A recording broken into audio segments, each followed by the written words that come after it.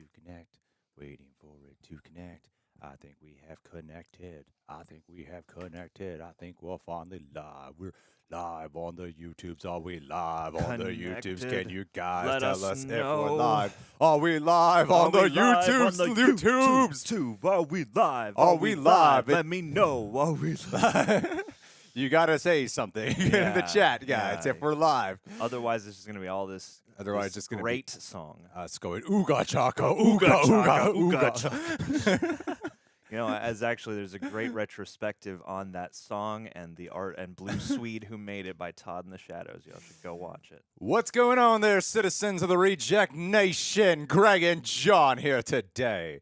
We are here to do a live stream spoiler talk for Guardians of the Galaxy Volume 3. Is the audio okay? I mentioned it. Coy is out of the country right now. He is running from the law. Oh. He's actually with, I don't know if I can say what he's doing. I don't know if I'll get in trouble.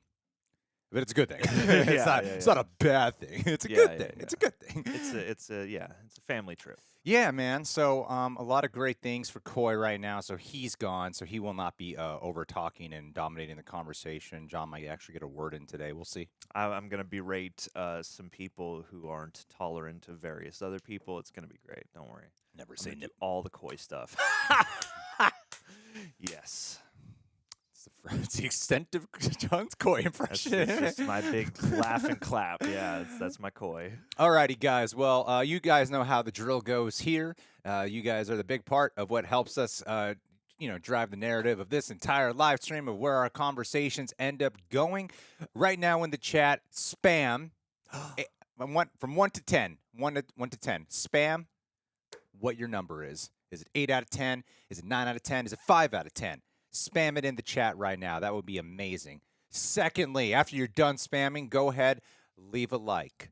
And thirdly, thank you guys so much who were here in our last stream. That one, I believe, was Coy and I, and then we ended up getting so many super chats and Streamlabs that we were live for much longer than we anticipated, and that's a great thing to have. It's a good position to be in. It's what every YouTuber wants to be in when they go live. Look at these ratings. Look at the ratings for Guardians of the Galaxy Volume 3. 3 7s, but mostly just 9s, 10s, 9.5s, 8s, 8.5s. It's good. Everyone's enjoying it. That's amazing. My God, look at this. We got 8 out of 10s, 9 out of 10s. I think the MCU is back on track. Yep, 100%. So we don't have anything to worry about for the future whatsoever. Look at that. That's amazing. I'm glad so many people are enthusiastic. It's been a while. I'm happy to hear it, guys. I know we already got some thank you guys who already contributed to the super chats. We will get to we never end a stream without going over every single super chat and stream live. Never, no matter what, even if we're running late to something. But John, what would you give it out of 10? Oh man, right? I feel a little foolhardy saying a 10 out of 10, but I'll give it like a solid 9, This had a lot of stuff that I thought was really terrific, and even the things that you could tighten up about it didn't really detract that much from me, just in light of everything else they were able to achieve. So, this is quite an experience, and I loved it both times. That's amazing to hear. Not going to ask me what I thought? What did you think, Greg? What's your rating? Don't worry. Dude, I don't need attention. I wanted to build the suspense to get to your rating, because everyone wants to know your rating most of all. I'm a 9 out of 10. Okay. I'm 9. I'm probably like a 9.5 out of 10. Good. All right. Yeah. That's keeping in our standard tradition. All righty, guys. Okay, let's see here. I don't want to mess this up, all right? Because we have such a habit of messing this up. So really quick, I'm just gonna make sure we get like the first. Wow, thank you so much for the contribution. John, did you do research on the post-credit scene? Oh, I was hoping you would. Which one? Which post? The mid-credit scene. With them taking on the girl, they're trying to protect the girl who they got on. Can you guys explain who that was? I looked it up and I was like, I don't think I'm going to remember this with the amount of sleep I'm going to get. John, come on, man. Little girl. Come on, John. Who is she? She must be. I know she's got the purple eye and she's got that sort of power, stone-ish power. But what? Yeah, enlighten She's part of the OG team from the comics. X says in the chat. Ah, lovely. Yeah. Okay. Alrighty, guys, look, I'm going to kick this off with one thing right away before we get to any super. Oh, my God, thank you so much for such a super chat. It's for John being live. Last time we got $100. Thank you so much for that. It's such a massive super chat. Last time we got one coin out for 100, and we made jokes that it's because you weren't there. I was dead. And now he's back to right the wrong. So the first thing I want to talk about really quick is Adam Warlock. And the reason why I want to talk about Adam Warlock is because John and I were talking about this yesterday, is that a lot of times for people who are walking out of this movie having being a little bit down on it or maybe not being so in love with it, like everyone's opinion is valid. Okay, everyone's opinion is valid.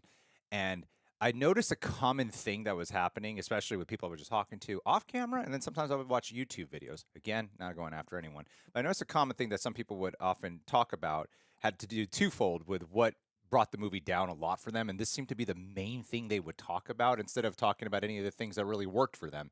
And it was an interesting experience to discuss because for me, I was like, well, actually, I even addressed the Adam Warlock possible issue. So what do you what are you guys cool? First off, I want to ask, were you guys satisfied with what they did with Adam Warlock in the chat? Let me know what you guys thought here. And yeah, we got a good amount of answer.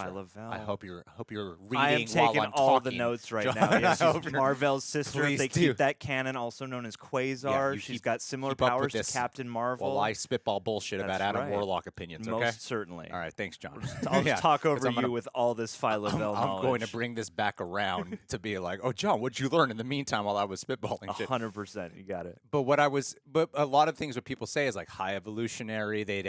They weren't a big fan of the way his interpretation went down. That a lot of times he just ended up being a villain who just kind of kept yelling. And I even kind of said that, especially on my first viewing. I said it on our non-spoiler review. And Adam Warlock, I thought had a great introduction, but I understand that a lot of people were kind of let down by his interpretation. And that seems to be the two most common things I hear of why people take fault with this movie is those two things. And I really feel like that's not the majority of the film. And so to me, I'm like, that's pretty much the only two criticisms that we might end up leaning into. But there's something that I feel like a lot of people don't really look into with Adam Warlock that I think is really powerful about his introduction. Because I've had this conversation with a lot of people, and none of them ever seem to really think about this side of the conversation with Adam Warlock, was that I love his introduction for, how menacing he is, how powerful he is. I think it's like a real scary, violent threat in the beginning. But what I think is really cool about another reason that adds to the list of why I think Guardians 3 is a perfect conclusion to the James Gunn trilogy, even factoring in Infinity War and Endgame, is that what happens in the beginning is because of the consequences of what Rocket did in Guardians of the Galaxy Volume 2. Like at the end of the day, I really felt like Rocket did not really suffer the most consequences. I mean, sure, like it led to if he didn't do what he did, Yondu probably wouldn't have died, right? Yeah, and the Nova Corps wouldn't come after them and all that sort of other stuff. Yeah, but the birth of Adam Warlock, what led to that, a big part of that was because of the situation that Rocket himself landed him in with stealing the batteries in Guardians 2. So I think it's really cool to start this movie off with the birth of something that is also the consequences of Rocket's actions as well, which I think is like a powerful way to get it going. But then granted, throughout the movie, I sort of felt like Adam Warlock, while funny, and I was always amused, but on my second viewing, I was going, I could see a version where you didn't need him in this movie. You could cut him out with little consequence, and then you just have to figure out how a couple of the more magical you'd have to figure out how to save certain people without him. But yeah, I personally enjoyed the arc that they gave him, and the sort of like you're watching this child, this ostensible child in the body of a man, sort of learn how to be a real person and butting up against all the different ideologies that are forced upon him. And I found him quite enjoyable both times, really. However, I can't really deny that if you removed him, not a lot would change. I think Will Poulter does a great job of, I think he could have been fleshed out a little bit better, or could have been a main villain. There's a lot of different ways you could have done something with him. I thought in the beginning, I'm like, wow, this is amazing what they're doing with him. And then he does become kind of funny. My concern for him moving forward in the future is that they might do a Thor Love and Thunder situation where it's like, oh, he's part of this new set of the Guardians. And then he just leaves after like 5 minutes. He's like, has an existential crisis, and he's like all stoic and serious now. Team. I gotta go out and find my own way. Yeah. Yeah. Because my introduction of Warlock, and I really don't know much about him, in the comics. But the first main thing I read of him was when I read the Infinity Gauntlet comic, and he was such a prevalent part of that. and he would have been probably really helped out with preventing the snap situation from going on. Well, But I that's think what he's I great, and wonder. I'm excited to still see more from the future. Well, and I guess I would put it to you guys, like, is that something that factors into your overall perception of the character in this movie? Because especially with that knowledge that he would be so in the comics and whatnot, and in other interpretations, he is so instrumental in the fight against Thanos. Then seeing him here in a capacity that isn't also super instrumental to this movie probably feels like you're being slighted. Like if he had shown up in this and been like the main presence or something, or the main secondary presence, I wonder if people might feel a little different. But let's get back to the positives here, guys. What was your favorite part about? Who's your favorite character in this movie? It's probably gonna be Rocket. Who's your favorite character? Who's your favorite non-Rocket character? Let's go with who's your favorite character in this movie that was not Rocket Raccoon. Personally, I didn't think I'd be saying this. It was Star-Lord for me. I really love Star-Lord, and I feel like Chris Pratt's actually really not getting enough credit for his performance here. Yeah, I gotta say, I feel like it was Star-Lord. Both times I watched it, I'm like, if it's not Rocket, I think I'm going with Star-Lord here. Sure, absolutely. Honestly, Nebula was great. Everyone's so great. Nebula was terrific. I almost am tempted to say Nebula just because I love the growth that her character has gone on. But 1000%. Mantis, I thought was so lovely and terrific, and the fact that they push her so hard out of her sweet and lovely comfort zone. I appreciate it, even though people have critiqued this movie for a lot of people getting into yelling matches and stuff like that. Like I don't know, especially when Mantis does it, it's like whoa, you must be super upset. But yeah, I don't know. I loved the life they brought. God, you see, when I'm living in this chat, when I asked that question, they're hopping between all of them. Yeah. Nebula was amazing. Nebula's terrific. Did you guys think Nebula was going to die when she put? I thought they were going to. But this movie did such a lot of people are a little bit surprised. I mean, honestly, I'm surprised that no one died in this movie. And the movie did such an excellent job though, creating tension and stakes when you think characters are going to die. Like I would forget about, oh yeah, we didn't see that moment in the trailer yet. Like the first thing we saw in the trailer was the scene when Drax throws the ball at that animal girl when they land on counter Earth. Child, Yeah, that's the first thing you see. And then when Drax gets shot on that planet that they break into, or that prison system in the orgosphere. Yeah, when he gets orgoscope, when he gets shot, it really looks like, oh, this is it. This is when Dave Bautista dies in the Guardians of the Galaxy franchise. Completely forgot, like, oh yeah, there's this whole other scene in the trailer that we still have not gotten to, and they could really capture that harrowing aspect of it. I thought it was excellent. Star-Lord. I was talking with John about this just last night. If they did not 5 minutes before that moment when Star-Lord's in space and his face is starting to he's implode from within, space bloat. Yeah. All of his fluids traveling to his head. If they didn't have 5 minutes before Adam Warlock being told everyone deserves a second chance, I would not have expected Adam Warlock to step in. But because of that, I was like, oh, okay, he's not going to Adam Warlock. Because I heard people in the theater going, what? No. See, I was one of those people the first time. Like I was, it's the magician's sleight. I was so consumed by like, oh man, his face is like, to me, they sold me on like, even if somebody comes and gets him, I mean, I feel like the damage is already done, but that's the sci-fi for you. And then Nebula, when she's the one who was going to power the ship. Yeah, I thought, oh my God, Nebula's about to die. Yeah, I thought that was like, I'll go down and you guys get out of here or whatever. But I never believed Rocket, even when we were doing the trailer reactions and stuff, I never believed Rocket would die. I feel from watching Guardians 1 to his whole journey, it was like, no, he deserves a happy ending, and that's kind of the whole purpose of going live a life. Otherwise, this movie's just mean. Even Gamora, even some people are pointing out Gamora, like I thought she was terrific in this as well, and for as different as her character has to be, and the point of it being so different, like I thought she handled it really well. I've heard some people critique. I thought Warpig was going to die. I was, Tim's talking, bringing up a great point in the chat. The second time watching it, I had the same I was like, wait a minute. Where's your freaking mask? Where did Peter's, I can't remember. In Guardians 2, was it destroyed in his fight with Ego? I really don't remember, but I also feel like it's been a few years. He could prepare that thing. Yeah. They've got enough means. No, I have not watched the breakdown new Rockstars. Really quick, I do want to catch up on the super chats, but I appreciate what everyone's saying in this chat. I'm already loving it. Let's get into some really specific stuff. What do you think about the creep scene? Oh, it's great. I thought this might be my favorite soundtrack of the three, and using Creep especially, I think, is a perfect way to kick things off because, in their own way, all of these characters feel like creeps and weirdos and wonder what the hell they're doing here. And I feel like that song gets dogged anyway, so this was a nice application for me. Well, I think using the songs too as bookends for the movie, where you have one song that is a much more dour song, and then the other one, the Dog endings, days are over. because the Guardians movies start off, not like instantaneously. There's usually like an opening tease, and then they go into like a dance number, and this movie does not have a dance number at the beginning. And then to end it with the dance number that feels very real and not this like hyper choreographed edit.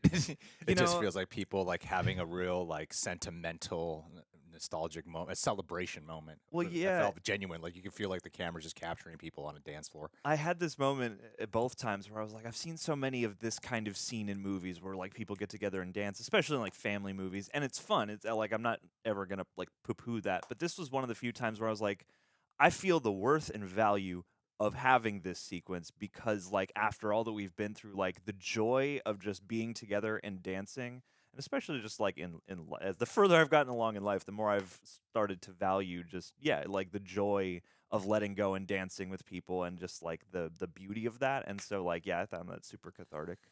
All right, guys, bear with me for 1 minute. I'm going to make some adjustments here while we play some catch up on some super chats. We got a decent amount right now, so thank you guys so much. But let me just adjust this. No copper. Oh, whoa. Let's do this. We got a new way of wrong one. Boom. I found a new way. I found a new way to read your super chats. All right. I just got to remember. I just need to do a refresher on my noggin of how I did this before. You're so there we money, go. baby. Boom. I just don't want to lose anyone's chats on screen. There we Oh, boom, John. Let's get a tap And closer dude, to you've each even other. got more space to move us up so we can see even more super chat action. It's better to just keep it one at a time, John. I know. I'm just saying you got like a bunch of black space at the top that you could fill up with our beautiful faces. Why? Not that people want to see them. Do what you like. Why? You should. I went too low here. How low can you go? I'm fixing this. everyone. You're so good. This is Don't graphic worry. design in its finest. This is like when Greg's making a thumbnail and you can't fucking figure it out. Right. Oh yeah, you should start live streaming your thumbnail making process so people can see what it's like. Do you guys like the high evolutionary part of the John and the thumb? Isn't that hilarious? I'm the blackest person at the Real Rejects. I was gonna do me, but I was like, this is John's moment. Yes, to scream and abuse animals. This is definitely John's moment today. That's right. That's me. The high humpvolutionary. Why do we have black screen? What? Why do we have more of that black screen at the top, John? You know what's going on there? Just move it up. It's just there's more plane to be filled. There you go. Oh, interesting. Yeah, you just have more space to work Oh my with. God, look at that, guys. Look how beautiful this looks. Hey. Everyone gets a chance to shine and be on the live stream. Everybody lives. Your comments, the super chats get a shine. Look how amazing this is. That's my one contribution. Don't you take over. Don't you ever do that again. 2 questions, I'm John. sorry. And now we can read it on the actual main screen instead of looking to our left and hurting our necks. Yes. 2 questions. Since the movie ended with Star-Lord will return, but not Guardians of the Galaxy 3, but not Guardians of the Galaxy. Guardians of the Galaxy 3 will not return. Then how do you think he will return? If Quentin Tarantino did an MCU movie, then what would the movie be about? Wow, those are 2 Those are very very You different were questions. abusing the super chat system here. I think Tarantino would only do a movie about Luke Cage, first of all. I think it Sure. would be really cool if they actually did bring him by. Doubt he would ever do it. I feel like this final film really will be his last film because he's a interesting individual that way. I think Star-Lord, I think the plan is to really wait for him to return in like the Kang Dynasty or Secret Wars. I don't think we'll see him back until then. I don't feel like he's going to have like a what would his solo? I mean, he can have solo. It's just adventure. him mowing It's that just guy's him lawn. trying to bond with his grandpa. Yeah. And taking care of him, showing us what the healthcare system does to our elders. I will say, the part of it though that I am a little bit concerned about. While I think the discrepant, I'll keep this really short. What time is it? Okay, right there. So it's 22. All right, John. All right. So the part of it that I'm a little concerned about with the Guardians characters proceeding forward is the fact that James Gunn's not going to be doing the writing. Like, while I think the handling of them was pretty good for the most part in Infinity War, James Gunn really pushed back on the whole thing about he does not believe Star-Lord would have actually messed up the whole plan with punching Thanos, and then contributing to like what happened with the universe. Yeah. And to me, I'm like, oh, that is such a monumental, like that's a massive character moment for Star-Lord, and James Gunn vehemently disagreed with that. Yeah. And to me, I'm like, there's such a particular kind of writing that goes for them, and obviously even with a movie like Volume 3, his love for these characters really shines through. So I'm not particularly excited about seeing them return without James Gunn. Yeah, I would have to agree with that. Not that anybody couldn't do it, but I mean, like, the Russo brothers are heavily revered as being like the greatest Marvel filmmakers, and that was a decision made under their watch. So, I feel like, these characters in particular, as portrayed by these actors, it would be hard to find somebody, unless, I don't know, if James Gunn gave his blessing to a particular writer or whatever who he thinks has the voice. But yeah, I would be trepidatious at the very least. I don't know exactly what a solo Star-Lord outing would look like. And I kind of like the idea of letting things rest, for a minute. Because especially once people leave, like, it's like we let Robert Downey Jr. go. And then pretty soon it was like, when's he coming back? How are we going to get him back? And I'm like, let's let Star-Lord be out there and do his thing. And if they tease that, they must have some level of a plan. But yeah, I would hope that it's not, at least for a while yet, and probably most likely in one of those big team-up and/or secret invasion events. Yeah, I can't. Wars. I see people are talking about High Evolutionary in the chat. We will be getting to High Evolutionary. Don't you worry, people. Thank you so much, Mustafa Jah, for the question. AMV, thank you very much for contributing to the Super Chats today. When High Evolve wonders, that's smart. That's how you squeeze it in when you get a limited amount of characters in Super Chats. I like that. When High Evolution wonders why Rocket has been alive this long, Vim and Theo shared a look behind him. Do we know why?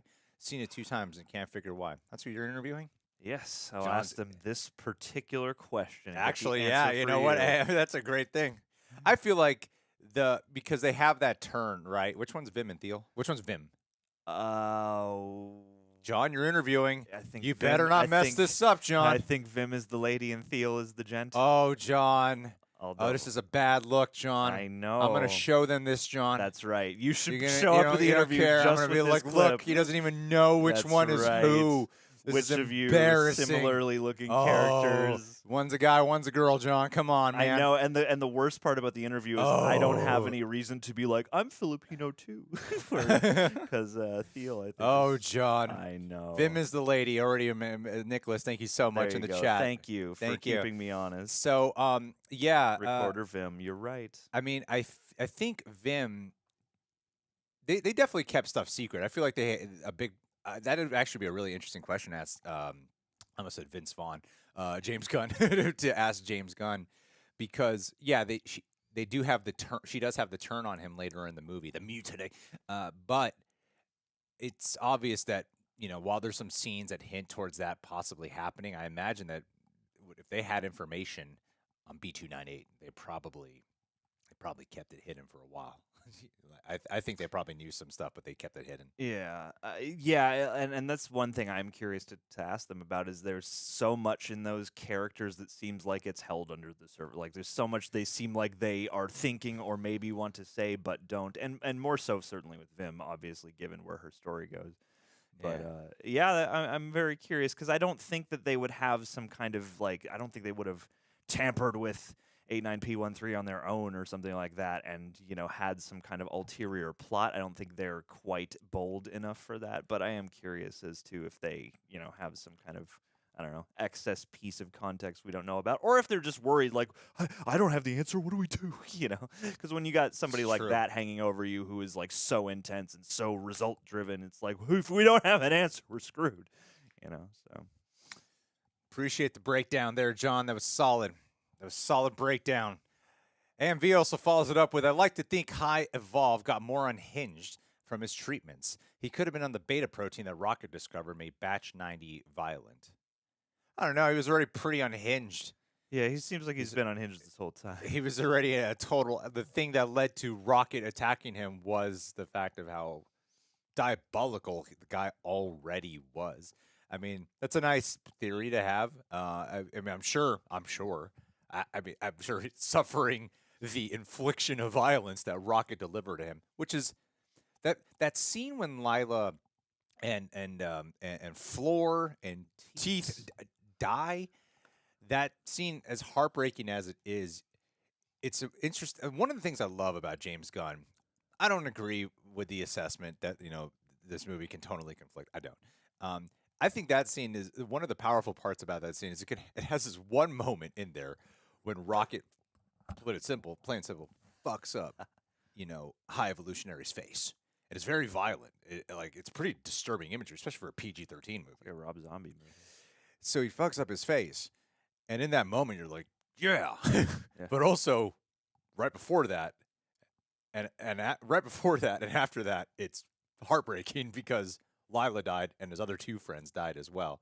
So I think that's one of the powerful parts of the James Gunn filmmaking is you can have both. At the same time, as awesome as it is, so you're like, yeah, you want to see High Evolutionary's face get messed up and know that it was at Rocket's hands. It's also really disturbing to see what Rocket did at the same time because that is his first act of real violence. Yeah. And then the first time he's like picking up a gun. I think that's a really powerful scene, and I know a lot of people have issues with the darkness of this movie, but to me, I feel like the darkness is well earned.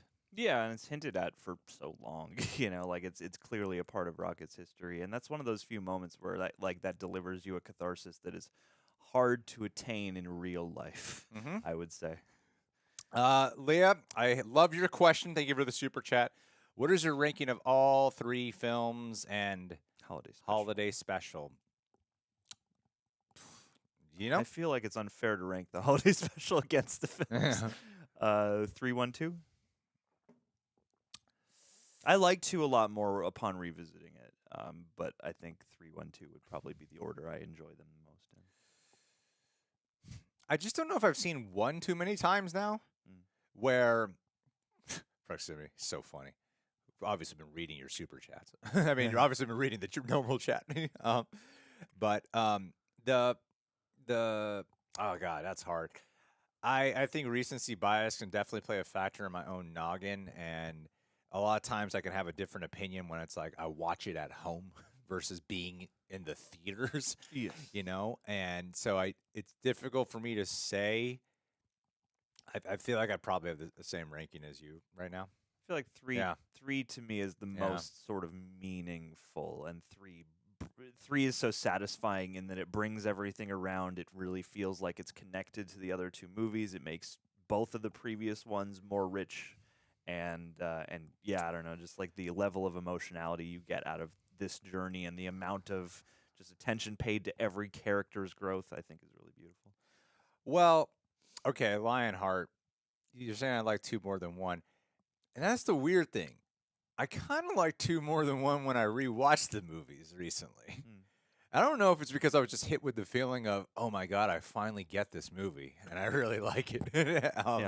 So I don't know if it was just because I was over. It was that Danny DeVito meme moment from It's Always Sunny in Philadelphia, right? That's where I got hit with, was that feeling of I finally understand this, and I think that made me just fall in love with it even more. And that one does bring me to tears. So I'm not sure. I really don't know. I'm not a big fan of ranking because I feel like my rankings just change all the time. Yeah. So well, that's the other thing. Yeah. But I do really, I love Guardians 2 a lot. I love all 3 of these films, and the holiday special too. Like it's my favorite franchise within the MCU. Well, and I wanna now, having seen 3, go back and rewatch 2 at least again, just to see how much more it might gain from this experience. Because 2, like you said, so much of what happens with Rocket in that story is paid off here. That's what I think is also great about this being a volume. Like I really look at the words of volume more than just a play on the music side of it. I do look at it as like some people feel like Groot does not get enough attention here, but I'm like, yeah, well, Groot had a big part of Volume 1, and then Baby Groot, and then I Am Groot. You know, like his story has been served already, and then he was even part of making not Mjolnir, Stormbreaker. Yeah. John, you and Coy just never wait for me to get. Well, both of you, you both just like have to go in after right that away. Phyla Vel thing. I do not deserve to. Just like, I'm just gonna go in. Jeez, I'm gonna let a big old silence go next time. Just for you. It would have been 2 seconds. I let you get there all the time. You do. And I'm waiting to binge Barry. Oh, that's a fun one. Waiting to Let's see start here. Barry. And no, I haven't. I don't. Have you seen anything? Someone want to know if we've seen Madagascar. Never seen Madagascar. Maybe one day. No, RC Charm. We totally talked about Adam Warlock at the beginning of this. We will talk about the I Love You guys in a second. Let's see. AMV.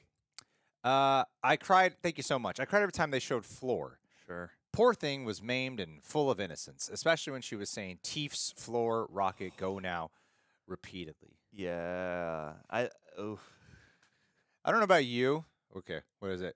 All right, 32. I don't know about you, but on my second time watching, I did find it a little ham-fisted on the first two flashbacks with the friends of how it is just like nice to have friends, nice to have friends. Like it's kind of like Disney Channel writing with them in that moment. That particular like, we're going to break your heart. Yeah, that particular line is I mean, yeah, it's what it's there for. It's there to make you go, ah, shit, this is gonna come back, and it's gonna come back in a very hurtful way. And yeah, it's good to have friends is about the purest thing you could possibly say. Like, I buy it because the characters are so pure and because their scope is so limited, but also I'm like, that is a direct tug on the heartstrings. Yeah. But the chaos of that moment, and yeah, like that whole yelling, like, Teefs, Rocket, Floor, go now, and just she keeps repeating it, like the amount of chaos and just volume and overlapping voices and panic that ensues in that situation, I thought was really unsettling and affecting. Rocket is definitely the best Guardian member of it. Sure. Oh, dude, but the scene when they all come together in the heaven scene. That moment is just absolutely beautiful. Like, that's a kind of common scene that happens in a lot of films and shit, where they like go to heaven for a minute, but they're not your time yet. Then it pushed them back down. That's got to be one of my all-time favorite versions of doing that kind of scene. Yeah, especially because they dream so much of going to the sky, getting to see the outside world, and then for her to validate Rocket by being like, "You were right." I'm like, "Oh, that's awesome." Yeah. That is beautiful. It really was beautiful. And to know that the MCU has some sort of heaven is also nice. I mean, you could also argue that it's just the visions of a dying creature, but also, I don't know, I like the idea that maybe they are out there. Sorry, this is why sometimes we don't read every comment out loud here, because we know they're in a super chat. Like what just Pandemic Jones said. Yeah. We will answer it again, but with more efficiency. Yeah. Don't worry, Pandemic. We'll do a whole secondary breakdown on this. Johnny Got Lost. Thank you, Johnny Got Lost. Movie had me bawling when Baby Rocket said, hurts. I know. They make him so, like, I loved the way they realize his speech. He's, like, so monosyllabic at the beginning. My wife. We like it? My wife is hypersensitive towards animal cruelty, animal deaths. Very, very sensitive. I've learned my lesson. Certain things. Oh, there's a story. And I became for anyone who says this movie does not have political commentary, doesn't know what the fuck they're talking about, all right? And some of you guys might know what I'm talking about right now. Animal rights. But there are people who are like, thank you for not doing a movie that doesn't have political commentary, Marvel, and you made something great. I'm like, this movie is filled with political commentary. Yep. And just because it's not talking about female empowerment or representation does not mean there's not political commentary in it. Plain and simple. Yeah. Because there's so much commentary like about animal cruelty and experimentation. That's such a real life thing that happens. Well, I think what you're responding to is well-handled, thematically motivated politics versus politics shoved in. Yes. Yeah, exactly. Because it's a diverse team. It's insane. The romantic story isn't forced to happen at the end. Well, all sorts of things. But I'm talking about the main thesis of this film. But yeah, it's all about like animal rights. Yeah, there's some terrible things that happen to to animals in real life. But anyway, my wife is so sensitive, and then in the beginning of the movie. I'm bringing it up because of your super chat, Johnny Got Lost. At the very beginning of the movie, when you do go to Rocket, what a beautiful, haunting first opening shot with seeing it from Baby Rocket's perspective of the High Evolutionary's hands in slow motion. It is like an evil god. Yeah. like Reaching out seeing it, from the darkness. seeing Baby Rocket, seeing High Evolutionary the way High Evolutionary sort of wants to be seen. Yeah. When she started crying in that opening moment, I went, okay, so when that scene comes, because I saw it once before she did, I was like, I'm definitely walking her out of the theater Yeah, when that's a the good call. Lyla that scene Yeah, that's a good happens. I'm call. like, I'm just walking you out. I'm gonna tell That you what whole scene happens, is traumatic. and then we're gonna go back in there, all right? Yeah, totally. And you timed that very well. Yeah, I was like, she needs the one part to see with the key getting it made, then we're leaving. Yes, All right. exactly. And I That's love the way good. they put that in too. He's stealing little pieces throughout. All righty, here we go. Pandemic Jones. Oh man, if I just waited 1 second. Thank you, Pandemic. One of our top things. Animal cruelty is much of a political view because so many of the products that we make in America and around the world is based off of animal cruelty. They do a lot of animal experimentations, even with like vaccines and stuff, or clothing, skincare products. Cosmetics. Yeah. Yeah. There's a lot of animal cruelty that goes on that a lot of people are just not aware of. Well, and there's so much waste that happens behind closed doors to make humanity better. That's a big part of the commentary. Yeah. Pandemic Jones. This was your story. You just didn't know it yet. Has got to be one of the best lines of the MCU. I will probably have more thoughts coming. Ha ha.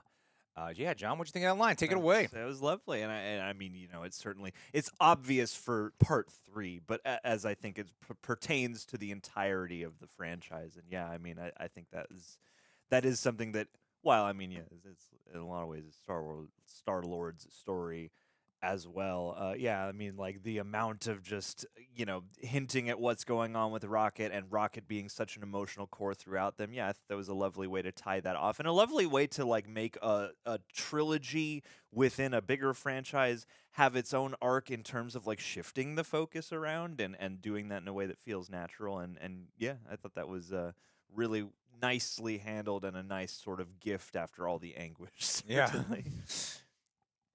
How was Star-Lord's face able to get repaired? That is an interesting question. I mean, they must have put one of those med packs on it, but at the same time, I'm just like, how did you Sure. not die from that? Like, I don't know. Like, what? I would love to, as much as I don't care for the whole, like, Neil deGrasse, like, well, if it's not 100% scientifically accurate, it's not good kind of, like, POV. I'm still like, I want to know the science of this. Yeah, Adam Driver casted for Reed Richard and Fantastic Four for real. I feel like it was pretty much confirmed already, and now it's just doubly confirmed. I found a guy on the internet who does a good Adam Driver impression. Talked about it a couple weeks ago, and so yay, I'm happy. That's good. Let's do it. I think he's a great actor. He's a good yeah, actor. he's one of the best. Maybe we'll get Margot Robbie next. And I feel like because some people might not want to hear this, but I feel like because it's MCU, might get a chance to showcase, display Adam Driver's humor again. No, I think he's one of the no more humor in the MCU. I think he's one of the best SNL celebrity hosts that's Yes. ever graced that television show. Oh yeah. Luke Dent 04. Guys, I want you to know that you are writing here, and there's a writer's strike going on. Watched it today for my birthday. Love from the UK. Thank you, Luke Dent, and happy birthday to you, man. What a dark but joyful birthday present, I suppose.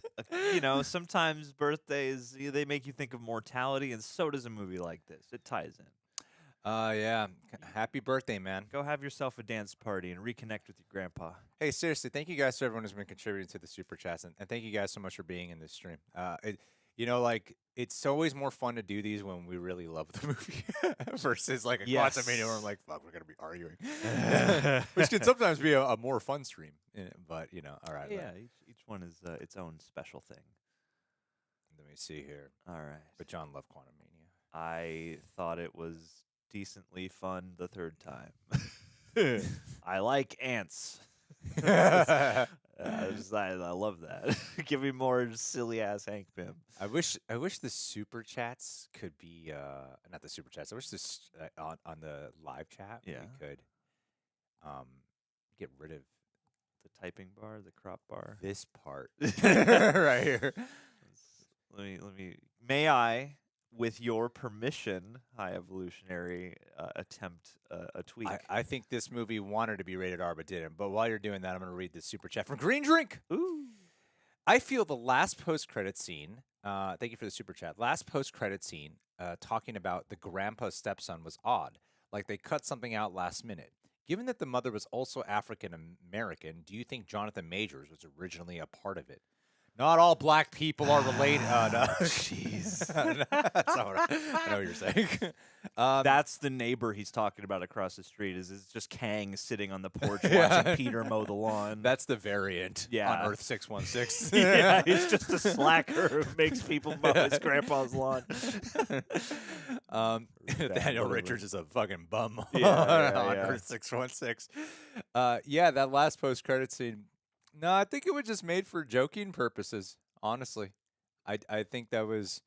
Yeah, some people are reading into it that it could be something more, but at the same time, James Gunn, this is him saying goodbye, and I think he was just capturing like a family moment for Star-Lord. That's my take. As I know it's not as cool of like an MCU, thing of like we're really teasing something massive to come. I know it's not as cool as that. To me, it is just a human conversation between the two of them, off of catching up, and it's kind of like a slice of life moment for them. And to me, that's all it was like, this is Star-Lord got what he wanted at the end. That's his journey and arc, because so much of this movie is about acceptance. Yeah. And especially being accepting of where you come from. And that doesn't have to dictate who you are now, but being okay with where you come from, and then looking at who you are today and being okay with that. Mm-hmm. And I think that's what that final post-credit scene represents. Yeah. Personally, I don't feel like there's anything to whoever that other guy is. Yeah. But I know some people were like, maybe. Yeah, totally. I think, I would have to agree. Because especially seeing it the second time, at first I thought the implication was slightly different, but no, I think it's just, he's home, and we've seen him home in a chaotic way through these movies, and now we see him at home in, the peaceful sort of human way. Totally forgot, guys. Been wearing this shirt. This is a Real Rejects exclusive Space Baby shirt at shopzeroedition.com. Totally I'm just wearing it this whole time, and should probably mention plug here. That's the plug. I'll plug it again. Leave a like on this video. Yeah, I like that no one died. That'd be painful. James Gunn loves his characters too much. Was that a mother, or was that like his caretaker? I wasn't clear on who the woman was. I'm pretty sure that's his wife. Is it? He got remarried, and he said his mother, her son. It's her son. Oh, who's Lonnie has to mow? No, her son's the one who's outside watching. I thought it was. Oh, that's not his son. I thought it was the son of the neighbor who's Lonnie's supposed to mow, because he should do it. Oh, I thought he was. Neighbor's I son. thought he was saying her. I thought he was saying her son. Not unless she's their neighbor. That's why I was like, did he marry her? He talks so low in that line. I don't know. No, yeah, because the first time that I thought it was something more along those lines, and the second time it was just like, no, it's just like this woman across the street needs her lawn mowed. Her son is gonna sit out there and watch me do it. He should do it, like. Oh yeah. But yeah, I don't know. I mean, like, it was cool, and it was a nice device of like, oh, maybe I'm at the wrong house. But I was just like, who is this woman? I want to know. Alistair McDonald. Hey, Proximo, we already said that at the very, very, very, very, very beginning of the stream. Alistair McDonald. First live viewing. We could read it here. Why do I keep doing that? Habit, John. First live viewing from Inverness, Scotland. Hey. Love ya, guys. Yous make my workday so much easier. Aww. I like the movie, but thought some of the humour was a bit forced at points. I guess I can understand that. The more jokey jokes, they make sense for the voice of the characters, and they've always kind of been there. But, the times where, you got Drax stepping in like, oh, are we pretending to be mad again? Like, certain things like that are a little obvious, but I still found them charming here. Like I thought 2 had more humor that didn't feel as coalescent as 1 or 3. Yeah, I think when it comes to the MCU, they especially get dogged if a joke doesn't land. Yeah. Even though a lot of the time the jokes will land. Yeah. Because I'm like, at the end of the day, one of its adjacent genres is comedy for Guardians of the Galaxy. It's 100%. Yeah. So there's going to be jokes that are really funny, and there's going to be jokes that don't land. Yeah. And then if they don't land, it might feel forced, or it's just the joke in the land. I think the good thing is they always feel in care. It's like the thing about arguing like over the sofa and everything is like, well, that's in Drax's character. So even if you don't find this especially hilarious, it still makes sense that they would be bickering about all these things. I do think that sometimes the yelling of the Guardians becomes a bit too much. It's a very yelly movie. Everyone's very pent up in this movie. Becomes a bit Rob Zombie-ish. Sure. Where it's a yelling family. Yeah. John, take it away. Thank you for such a generous super chat. Thank you so much. I am glad to be back. And I did it all for you, AJB. I didn't want to talk to anybody else, in fact, and I was hoping that you specifically would be here so that we can have a one-on-one dialogue just about the things that we loved about this movie. And then maybe later we can meet up and paint each other's bodies gold and do, you know, some kind of little erotic Adam Warlock sort of play together. So that's what I was hoping for today. So if you're down, I mean, this is the perfect way to begin a beautiful friendship, a beautiful romance, and maybe one day we can go out and, you know, help some people, do some good. I'm putting together a team, maybe do some good. I think it's got something to do with Spider-Man. And you, AJB. Love you, buddy. Seriously, though, thank you for the incredibly generous super chat. Yeah, thank you so much. Thank you. Warmed my cockles. Okay, making some notes here on things I want to make sure we touch on. So I'm going to say the hallway fight, high evolutionary face reveal. I thought you were race reveal at first. I was like, high evolutionary race reveal. Well, he is black. Wow. Is he related to Jonathan Majors and King the Conqueror? Is he related to Rhodey? Is he related to Maria Rambo? That's good. The F-bomb, I suppose. Yeah, let's go there. The F-bomb. Mayanok, I have notes here that I'm putting together. I'm putting together a note team. I'm putting together some bullet points. Mayanok Rananavar, you know. Rananavar? Dumb Americans. Let's go there. Hi, Greg and John. Hi there. What do you think Star-Lord would appear next? Which upcoming movie, TV series special? I think it's just going to be Avengers Secret Wars or Avengers Kang Dynasty. Honestly, I mean, we kind of deep dove into it a little bit. He's going to show up in Kang Dynasty just to punch Kang in the face. Yeah, right really when they're bad about to actually take him down. Yeah. It's going to be his whole thing from now on. Oh, no, Star-Lord, no. No, get him away. Get him away. Star-Lord, he's the real threat. Stay under. Star-Lord was back, the real threat of the MCU the whole time. Nick Fury goes to his grandpa's place. He's like, you got to keep this motherfucker under control. All right, we're going to use this as an opportunity to talk about the hallway fight. Woo! Scatterbrain Reviews. Hey, guys. Love the movie. Thank you for the super chat. I got to ask, favorite needle drop of the Guardians trilogy? What is that song called? Don't. From Brooklyn. No Sleep Till Brooklyn? No Sleep Till Brooklyn. That's how it goes. That's the hook. I feel like that's the name of the song. If it's not the name of the song, it's the most recognizable hook. No Sleep Till Brooklyn. Yeah. That was my favorite needle drop of it because that had that perfect segue into this version of the Guardians really coming together and then leading into one of my favorite. I've seen a bunch of the MCU fights multiple times, just like watching on my phone. Even like I just want to watch this fight again. That is one of the best fights in the MCU, hands down. Easily, and I'm including that amongst the Daredevil fight scenes because that is such and with the way that it's like edited to the song as well is beautiful. And that's just me using an excuse to talk about the hallway fight. But the hallway fight. What's so cool about that is not only are you cutting, it's not just you cut to watch Groot use his powers, watch this person use their powers.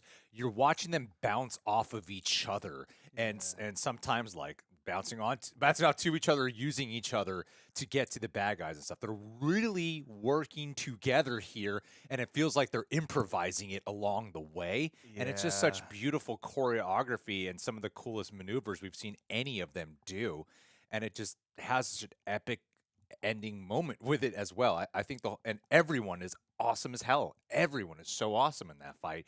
And the camera work when you're following the characters around. But I love when they are actually even when like Groot and Star-Lord are working together. I noticed on the second time you'll see moments in that fight when they're taking out the high evolution people where he'll go under like Groot's legs and start shooting and stuff. I'm like that's the kind of shit that I love where if you slow it down, you can see even more cool choreography going on. Yeah, well, and the the hallway fight is like so impressive because I mean, not only do you have the thematic elements of everybody getting a moment, everybody working together, the off the cuffness, but I just couldn't help but, I guess pun intended, marvel at what they were able to do with that because. I remember people last week were sharing that one shot from the Transformers trailer and people being like, well, yeah, but it's all CGI. So, like, is how impressive, like, great animation, sure, but how impressive is that? And to me, I kept sitting there going, okay, this is ostensibly a one shot. It's not. It has to be stitched together because of all these effects. However, the way they were able to like really balance out their practical and physical elements. It's like at one point you got Mantis swinging off of Groot's arm to kick somebody, and then you've got that one bit where Quill does the roll as he's sticking the little the electrocution nodes on people, and it's like you've got this. You can tell it's him too. You can like, tell it's it's like rolling and shit. Yeah, yeah, and it's like they're using these wide-angle lenses, which I imagine already presents a different kind of challenge to a scene like this. But even further than that, it's like, yeah, you've got these stunts, and what I realized too is that you also have the camera changing speed in mid-shot, where you can tell they had to change the frame rate in camera to achieve this effect. Like, you know, when in certain moments where Star-Lord's action slows down and then picks back up, and it's like, wow, and like the physical elements. Drax stabs that guy up against the thing, and he falls down, pinned by his leg. Like the Nebula moment. The Nebula moment where, and so many times where she gets like all Yeah. warped and dismantled, and then comes right back. It's like, yeah, there's so many things happening, and yet it's clear, it's kinetic but smooth. And like it really is to me like the epitome of movie magic in an action context because like there are so many gorgeous effects, such great camera choreography, blocking of the actors. They all have to sell the stunts. Like I was truly blown away by that sequence. But needle drops. I mean, to me, it's so hard to choose one. I guess it's either it's either Creep or Dog Days. They're both super well placed.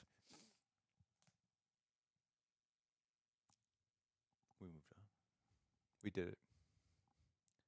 Zacharias 69. Thank you. Did you think Star-Lord was going to die? Because at first I was like, no way. Yes. Someone brought it up earlier in the chat. I mean, I know we've already talked about that. I didn't think he would actually die. But someone brought up earlier in the chat, and I would have not liked it if he died in that moment because for the few, not the few, but in the first time we saw it, for a lot of people who were surrounded by who were like freaking out that Star-Lord's about to die. Like, I can't remember who was it. Wendy? Someone was like, "Are you serious?" I heard someone say that. Someone said, "Are you serious?" And to me, I would have actually been upset because I thought this is going a little too. It's kind of just rushed to it. Yeah. So I would not have liked it if he died. And no, I did not believe he was going to die. I just love that they did God and Adam. Yeah. When he comes to get him. Yeah, it's true. Like it's such a triumphant moment, but I'm also like, that is hilarious. a joke I think is really well placed because you get it or you don't. Alonzo P, thank you so much. Gamora Nebula reversing. This is one of the things I talked about with John. One of the first times we really discussed it off when we didn't want to go into it in the non-spoiler. Gamora Nebula reversing roles and having great arcs. Yeah, I think that's one of the really cool parts about this is like Gamora's, you know, I've heard this being said a lot, and it honestly can't be said any better, is that this movie, you really do get to see Gamora as the daughter of Thanos. You really get that impression of her. It's like, yeah, that is the aggressive side of the time where she's plucked out of.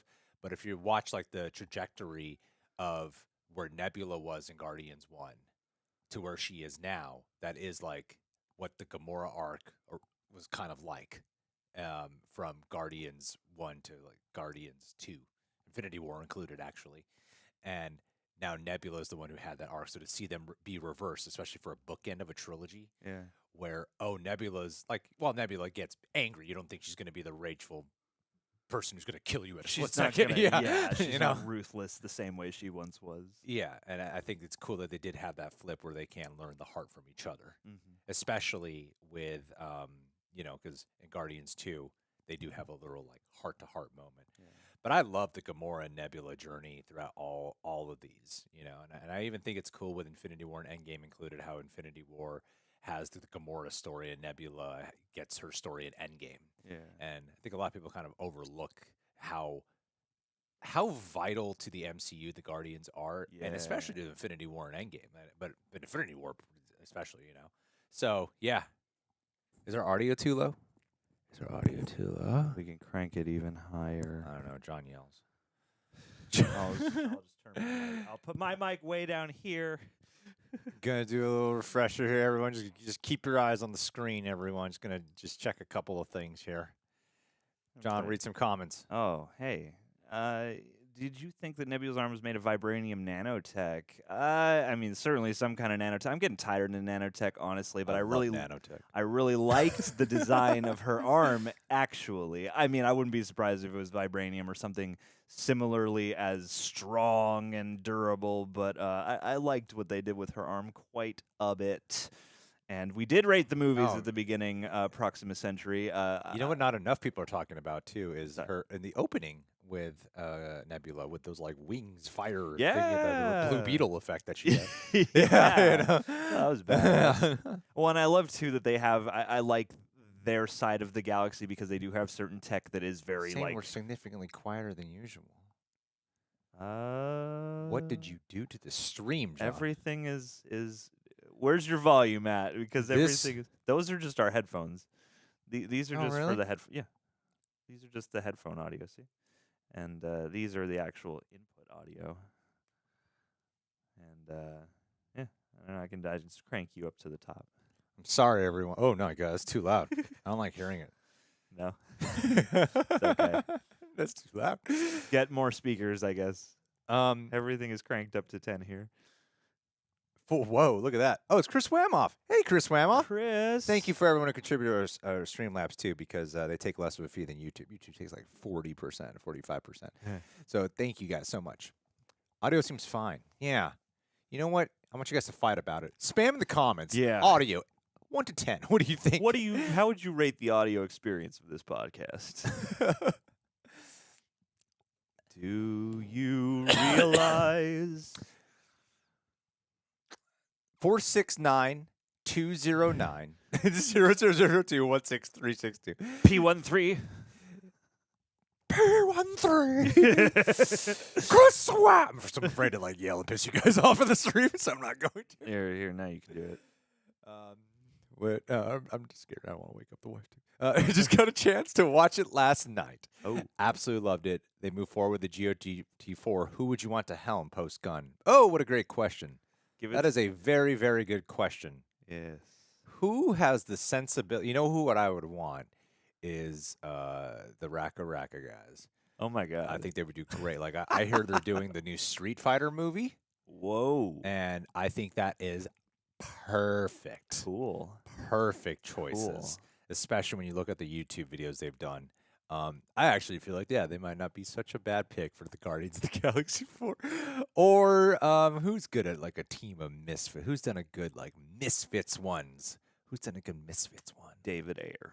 David Ayer? Yeah, Guardians of the Galaxy, David Ayer. Yeah. It's set in East L.A., and they just have to go sort out gang conflicts. No, we got more Super Chats, so I just want to make sure we caught up on the Streamlabs, too. I think you're right, though. I think it has to be somebody like that, because I think the thing is, like, it's not everybody has seen what James Gunn did with Trauma, but I think that is a key part of his creative voice and growth over time. So I think you need somebody who comes from a bit of a gonzo, but also sort of a scrappy, weird, low-budget background just to translate this same spirit. I don't know, man. I really feel like they should end Guardians. One of the best things about Guardians of the Galaxy to me is the fact of how it really feels like this is a director's movie, you know, with a little bit of MC, with a little bit of studio head notes, you know, but especially this one. They even let him say the word fuck, which is like surprising. They even had the whole face reveal thing with High Evolutionary. I'm like, that's Very really violent. They were allowed to do that. That's not even like quirky B-movie violent the way how some of Multiverse of Madness is, where you're like, it's so pulpy. Like, if Multiverse of Madness has gore, but it's kind of pulpy gore, right? Yeah. Where this, I'm like, that's like a disturbing image to look at, like to do a close-up on, and it's real. practical effect.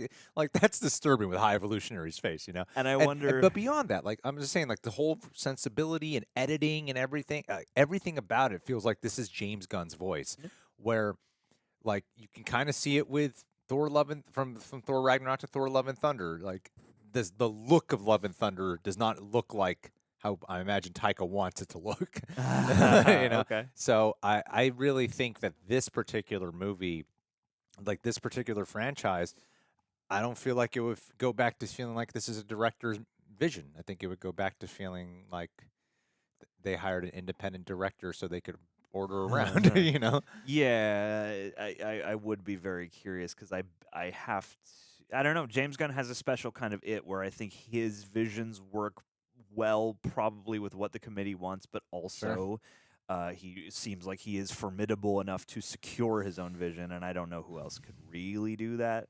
Yeah. And we'll get to another super chat. Somebody pitched one, but even then, we'll talk about it later. So no one. Logan B and Sarah Williamson, you guys be nice to each other. Oh, guys, everyone hug. Just all hug it out. We're all the Oh God, guardians of the chat. this is where I was worried about what the panda's saying. Like, I saw little kids in the theater, like, oh, that's Yeah, I wonder if they used the Dark Knight to argue for that to get the rating, because like Two-Face is pretty grim, but this is like it feels like you're watching some kind of medical video plus some sci-fi makeup around it. No Chanel, thank you so much, No Chanel. Unrelated to Guardians of the Galaxy, but I can't get your merch because I live in the Middle East. Oh, you do? Oh, Do you think you'd ever expand and include more countries? That would be nice to figure out. Actually, I mean, I appreciate the Streamlabs here, but we do talk about it. It's just it's still new, even though the people love. I'm not just saying it because one reason I wanted to work with Zero Edition is because I really love the feel and obviously the designs, but more importantly, I'm very particular about the kind of fabric I wear on my body. Like I'm very particular, so I have a lot of shirts I never wear. But I was like, okay, I'll force myself to wear it for like this one time for this particular video. But a lot of times I just don't.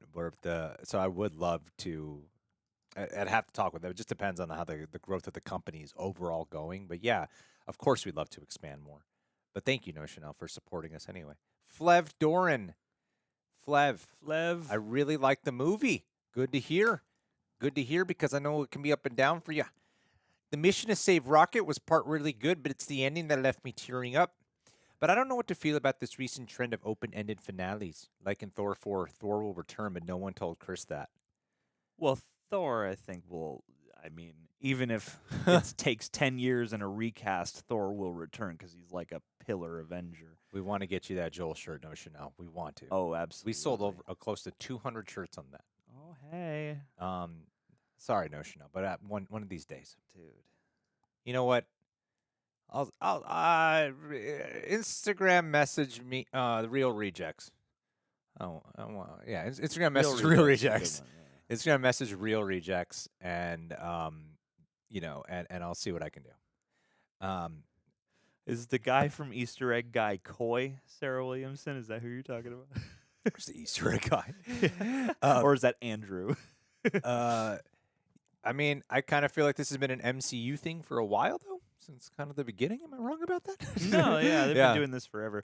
Yeah, I mean, like, I guess you want them to tell people. Sure. I don't like. I think with Thor, it makes more sense because I think Thor is a character whose mantle you could pass on, and not to say that like if the MCU is just a thing that continues existing, eventually everyone's going to have to get recast. Eventually, things will get rebooted. Eventually, you'll get your new whatever the Marvel equivalent of like a New 52 situation is. Yeah, like I don't know. I don't know if I would want to see Star-Lord anywhere near as soon as I would be open to somebody else doing Thor. Yeah. I just these characters seem so specifically tied to James Gunn's style and writing and voice and vision that I'm just like, I kind of don't want to see any of them. Oh, man, I feel like you can get away with Groot. But I kind of don't want to see any of them without James Gunn being a part of it. I really don't. It's like Thor is different because Thor was like not conceived. This version of Thor was not conceived by Taika until Ragnarok. You know what I mean? Yeah. So it was we had Thor for a while before Taika stepped in. So yeah. All right, I got to catch up here. Thank you guys so much. You guys are the best. You fuel these streams, and we are grateful for every one of you, except you. You know who you are. I thought, okay, I just kind of previewed a super chat about it, but I think it was about the Groot line. Oh yeah, about Yeah. I love you guys. Yeah, yeah. On the second viewing, I was like, oh, I think I know what's happening in this moment. But I'll wait to save the opinion. Let's see here. Interesting. Pandemic Jones? Thank you, Pandemic. Where you at? Where you at? Let me find you. Let me find you right there. Right here? Panity? Is that him? Is that Pandemic Jones? Is that you, Pandemic Jones? It's Pandemic Jones. Oh, I need to adjust this. Hold on. Just move it over to the right. Yeah, There you there we go. go. There you are, Pandemic. John, can you read it? Mantis. Mantis was my favorite. The way Palm emotes as Mantis just makes me feel every emotion, whether it was laughing or crying. Especially her yell for Peter at the end made my tears flow. She was great, and I agree with you. I think she was great. She's such a lovely and quirky character, and she sells the quirk so beautifully. She sells the kiddishness. Like Mantis does also feel like a child in many ways, as does Drax, and I feel like the way they bounce off each other too is so lovely and so well realized. The obelisk scene, I think, is wildly impressive because she is working off of nothing. And she's like crying in that scene. Yeah. Yeah, when she's like, putting her face up against it and all that stuff. Like, Well, what I think's really, really cool, because James Gunn does strike me as a genuine animal lover. I'm very much an animal lover. I gave up meat because of watching videos for hours about animals. That's that's what I think of. I'm a very big animal lover. You should see our backyard. Possums, squirrels, food left out for all of them. So yeah, we got like extended pets outside. The but the obelisk, because they kill one at the beginning of Guardians 2. yeah, and it's like such a scary presence. So I think it works, especially when you see the scene in this one when there's like, oh man, one was hard. You mentioned 3? This is terrifying. Yeah, They're all going to die. And we don't have our amplifier here from the music. but they didn't have Mantis with them in that fight in the second one. Yeah, that's true. Yeah, we haven't met her yet. And then for it to come back around of these are also just animals. They don't eat people. They eat batteries. Beautiful. I think it's a perfect conclusion. I really do. I think it's a solid conclusion. And I feel like Star-Lord really... One thing I think people underestimate about Star-Lord in this movie is you watch him in his journey from Volume 1 to this one. While he has some boyish moments in here, he overall goes from being a boy to being a man. Yeah. And I think it's awesome. Like, he's always been... Like, he went from like boy to teenager to man. You literally watch him like grow up in these movies. Totally, Yeah. totally. And I And do Mantis though was perfect. Absolutely. And I do appreciate that moment for her because it is one of those things where there's so much continuity and so many things get brought back for other more like lore-based reasons, whereas this was like we're bringing back a familiar creature to give you a certain immediate sensation, but then we're also going to showcase the growth of, oh, hey, this thing we used to just wantonly kill if it got in our way or whatever. Now we're actually going to think a little bit differently about it, and that affects the whole team, 1000%, Yeah. John Maya knock right on our. Hey, Greg and John. I've been a long-time Real Rejects fan, as well as a fan of Marvel and DC. I would be very happy if you could give a shout-out for superhero fans here. Dude, superheroes fans here, you're the best because you are here and you are keeping the love and joy. So there's a lot of anguish that surrounds the conversations of these movies sometimes, but I appreciate that y'all are out here keeping it enthusiastic, real, for your support here on the Chanel. And I'm trying to find you on Instagram and Twitter Yeah, right what's now, the best way but to- I don't see you. What's the best way to? No, I closed the super chats. Everyone haul ass. It's okay. It's okay. We're gonna get it fixed. I hit the wrong button. And now everything is. Now it's not the time to ruined. panic. It's a perfect time to panic. I'm lost. I'm lost. The super chats are calling. It's your fault. I would love to see a Buzz and Woody live stream. No, not That's- straight. that's This what will Toy be easier if I Story bring it 5 will over be. here. Hold on, guys. Yeah, put it right in front of you there. Yeah. Hold on. We just lost all the viewers. I It's don't even know okay. how many people are watching, honestly, and I don't want to know. I just want to focus on the quality of the stream. Everyone is watching. Are you knocking, babe? Or is that the cats? It's cats. You guys It's couldn't hear it, cats. but then there was like the late pause, and the cat went. It was the perfect. It was really good comedic timing, actually. Whoever that was, Copper or whoever that was. It was definitely Copper.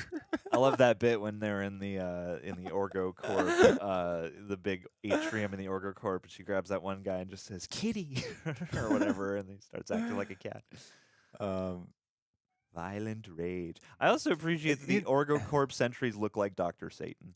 See, I feel like a lot of sometimes when there's jokes in the movie, I think sometimes people feel like, and I'm not saying this is for every joke. I do think there are some humorous moments that, yeah, it's humor, but I don't think it's meant to be. I don't know how to describe it because there's a certain kind of dark humor to James Gunn's style, where I don't feel like it's meant to be like hilarious every time.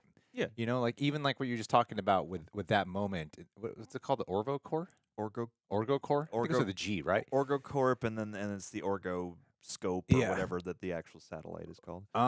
Like when she's turning people, like the dancing and stuff, like Yeah. there is a humor to it. Or like when the monkey attacks the girl at the end.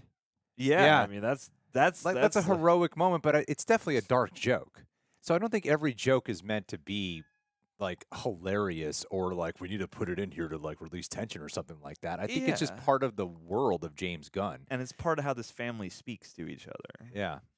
And I mean that one bit with the monkey, I was like, I think this is also a comment on like, yes, we save these. This is a thing that will likely happen because it's an animal. It does, like, and monkeys can mess you up, but also we still got to save them. Yeah, 1000%. And I thought that was a great way of acknowledging some of the difficulty of coexistence while also prioritizing life. And all that business. But let's see here. All right, here we go. Oh yeah, the humor is definitely not as prevalent at this time around. But it was. I was still there. I was charmed.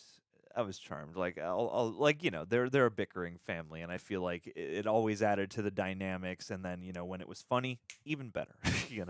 Hi guys, thank you, Mark Leach, for being here. Marcus Leach. Mark. Hi guys, I loved how the characters have each grown throughout the trilogy, and the scene where Nebula gets emotional when she hears Rock. That's what I told. You guys saw my Instagram post when I met Karen Gillan. That's what I told her when she hears Rocket after he wakes up and Cosmo was a good dog. Yeah, I was weirdly not tearing up, and even though I was like finding it really emotional and dark and all that shit, I wasn't really tearing up. But the part that got me to tear up was when Nebula does hear, because it's just coming off the heels of her being enraged and getting into this fight with Mantis and being told for just being like harsh and critical of people all the time, and they feel like they're about to die. They're just trapped here, and after all this crazy harrowing adventure they've been on, and then when she hears Drax's, like, she's so tough, and then she breaks down when she hears Rocket's voice being alive, of him being alive. That moment, I think is a fantastic Nebula moment, an encapsulation of a big part of her arc as well. Sure.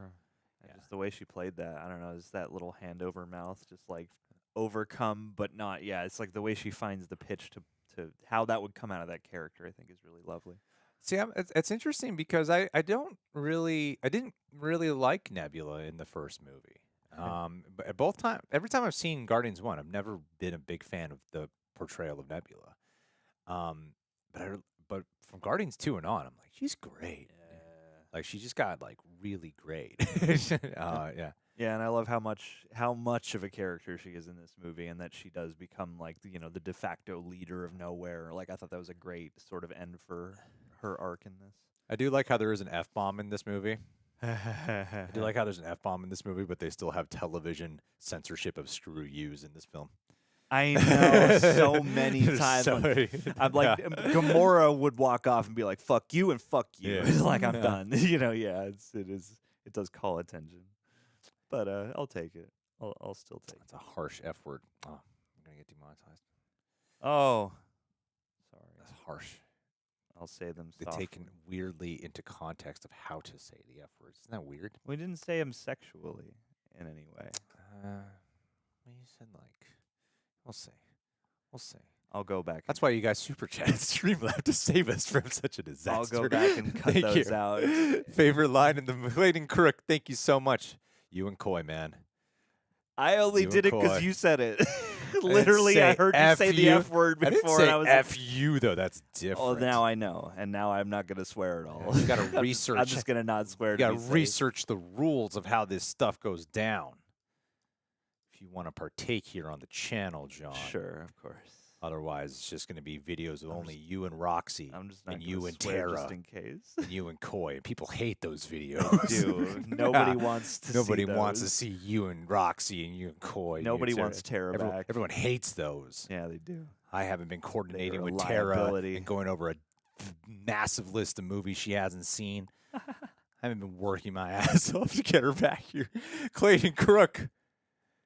Favorite line in the movie. It's a toss-up between she's a good dog and there are hands that need us and the hands that guide us. Made us. Hmm? The hands that made us. That's not what it The says here. hands that guide us. I'm reading it. I must be. I'm being I must respectful be to the mistaken. audience. Sure. You're being disrespectful to Clayton Crook, I am, yeah, of course. which is the name of what villain in what Disney movie? Clayton Crook. It's just the first name. Clayton is the Disney villain in Tarzan. Tarzan. That's right. That's Anyway. good because I kept wanting the whole time. I kept wanting to call him something else, and so yeah, that's good. Anyway, favorite line in the movie. What is favorite line in the movie? Favorite line in the movie? That's a great question. Favorite line in the movie. The hands that made us and the hands that guide the hands is a bar, but I feel like that's lifted from philosophy somewhere. There are so many great lines. Yeah, I would need to think. I think I mean, one of the least talked about lines. It's not my favorite line, but I think one of the least talked about lines is Nathan Fillion's lines. I got one of those. that is a hilarious joke.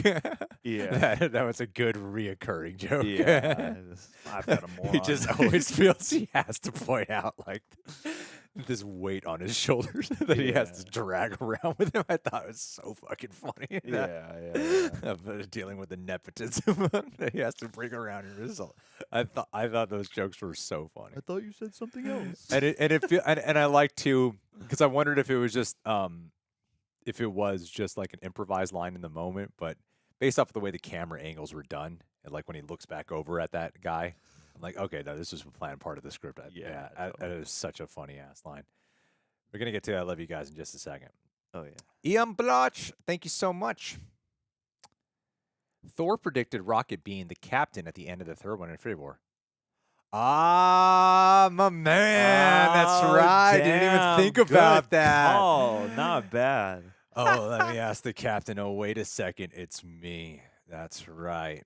Damn, not bad. I mean, he was the captain of the ship that they took off on. Was it when did that line come up? Was it in? Was that? I can't remember if that line was when they had already left. When it was just Thor, Groot, and Rocket, or was it? Was it before that? I'm not sure. Either way, Yeah. that is a powerful. That moment is so beautiful when they all. What is it called? A salute? What is this? Yeah. And Yeah, basically, yeah. that's their salute. Yeah. Yeah. The "Oh Captain, my Captain" moment. Yeah. Beautiful. Absolutely beautiful Yeah. moment. Yeah. Beautiful moment. I think the flashbacks were great, Disney fan.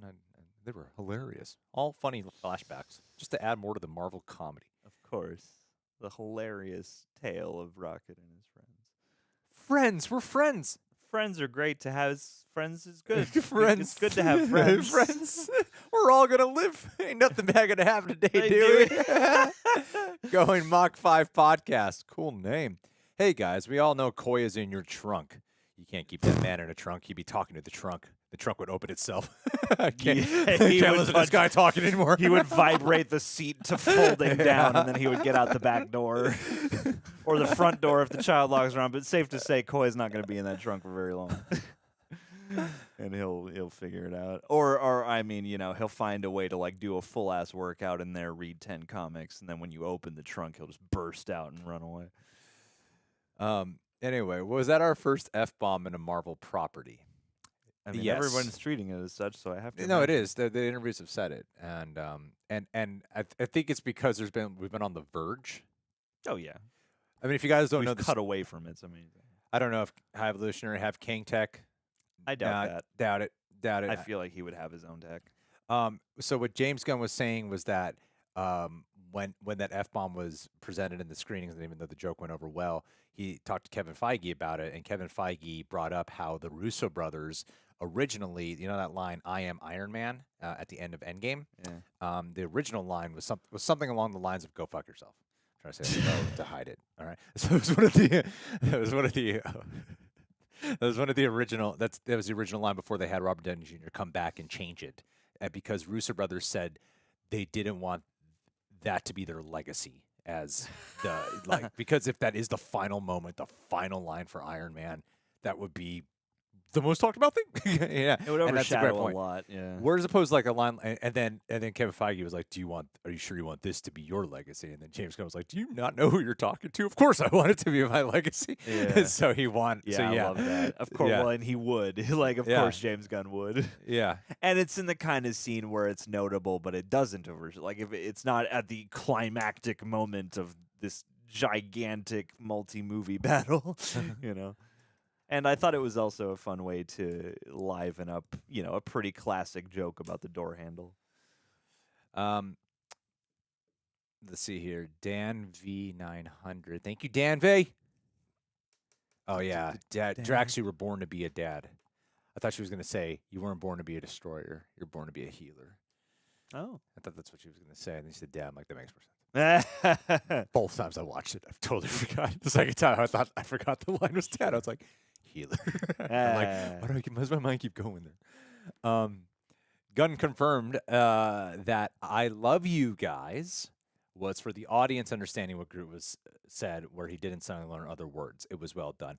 Yeah, That's great. yeah. The second time I watched it, it really dawned on me there, because the first time the whole audience made so much noise, and I too was like, oh, he spoke. Like, oh, Vin Diesel. Like I hear Vin Diesel's voice. I don't hear Groot anymore. Yeah. Actually, this was the version of Groot where I heard Vin Diesel's voice the most. Did you? This was the time where I could really hear Vin Diesel. Yeah. Whereas before I couldn't really. I could imagine him in the booth. Mm-hmm. And he says, "I love you guys," which and the second time watching it, because they're not like reacting, Yeah. it really hit me in that moment that yeah, that is just for us to hear it. Yeah, and I like that it comes on the heels of the moment where Gamora learns to understand what he's saying. So it's That was great. yeah. It's kind of just like an intuitive way of learning. Like you just learn with feeling with Groot. Yeah. Because, Guardians, the post-credit scene of Guardian, one of the many post-credit scenes of Guardians 2, when Star-Lord is talking with Teen Groot, I'm like, oh, he's learned how to speak Groot. Okay. Yeah. So, and I was like, how did that come about? But then in Infinity War, Thor says that part of his I didn't go to college. What's it called? Extracurricular programs or whatever. Sure. What's it called when you just like take extra classes in school? Yeah. Like an elective. Elective, Yeah. there you go, yeah. That elective was learning to speak Groot. Sure. So Okay. I thought That's right. I thought you have to really learn a language, but then here it kind of makes it seem like it's a feeling. It's like an intuitive thing. It seems like both, and I imagine if you had an actual Groot class, certainly it would be. It reminds me of one of those I don't know a ton about languages, but one of those languages where you can have like the same syllables, but depending on how you use the vowels or how you intonate them, they mean different things. Chinese is very much like that, where it's like you can have the same technical array of sounds, but depending on your intonation or your inflection, it changes the whole meaning.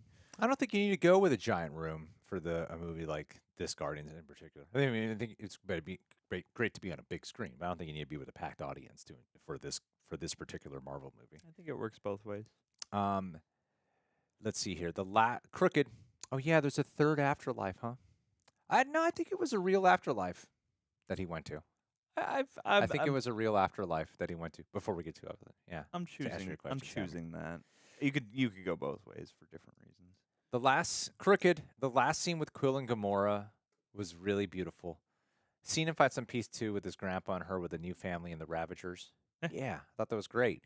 I'm glad they didn't end up together. I thought it worked better, especially for the character arcs of both of them, but especially Star-Lord, who is trying to get to a point of acceptance. And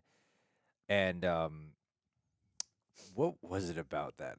Oh, I had another thought there. John, take it away. Well, I mean, to the whole thing with them, so when they blow up the ship on Adam Warlock, I was like, oh God, please don't kiss. Like, because I think too, like Peter starts out as a rascal and as a guy who like the lily pad speech implies, you hop from woman to woman, and yeah, this is about watching him like learn to just respect who she is. And I love that thing she tells him about like, what are you so afraid of that you need me to be something? And like that's a relevant topic. Not to go political on you, but like that's a great example of like, no, this is this guy's real growth. And I think a lesser movie would have been like, no, for things to be right in the end, they'll be back in love. And I'm glad they chose the more real life version of that. And that whole thing of I bet we were fun is like such a heart wrencher. Yeah. Because yeah, like we've all had that in some way, shape, or form. There's still a journey with them, and it still kind of leaves the door open for a possibility for them, because she starts off like very much opposed to this guy. Yeah, Quinn. And then to go from that to realizing, like, seeing through the course of the movie who he really is. I actually thought it made their dynamics more interesting. Not Sure. to go from him being like heartbroken to then being getting mad at her for how she's handling the getting the file. But then when he's like snapping at her during the part when Rocket's dying, and he's like, I love Chris Pratt's acting in that scene too. Yeah. When Star-Lord's dying, very believable. And he's like snapping at even Gamora, like, no, I'm not going to let it happen. Yeah. I'm not letting him go. Yeah. That's amazing. Let's see here. Tins, have you guys seen James Gunn's most recent? Thank you for the super chat, buddy. Have you guys seen James Gunn's most recent interview where he said he made up the backstory of the Infinity Stones in like 30 minutes and Marvel rolled with it? I have heard this. I don't recall the exact interview that I've seen, but that is hilarious. Because I know they originally wanted him to be the one who was like mainly in charge of the cosmic side, Okay. of the MCU. Now he's taking all those ideas to the DC universe. That's right. Woo.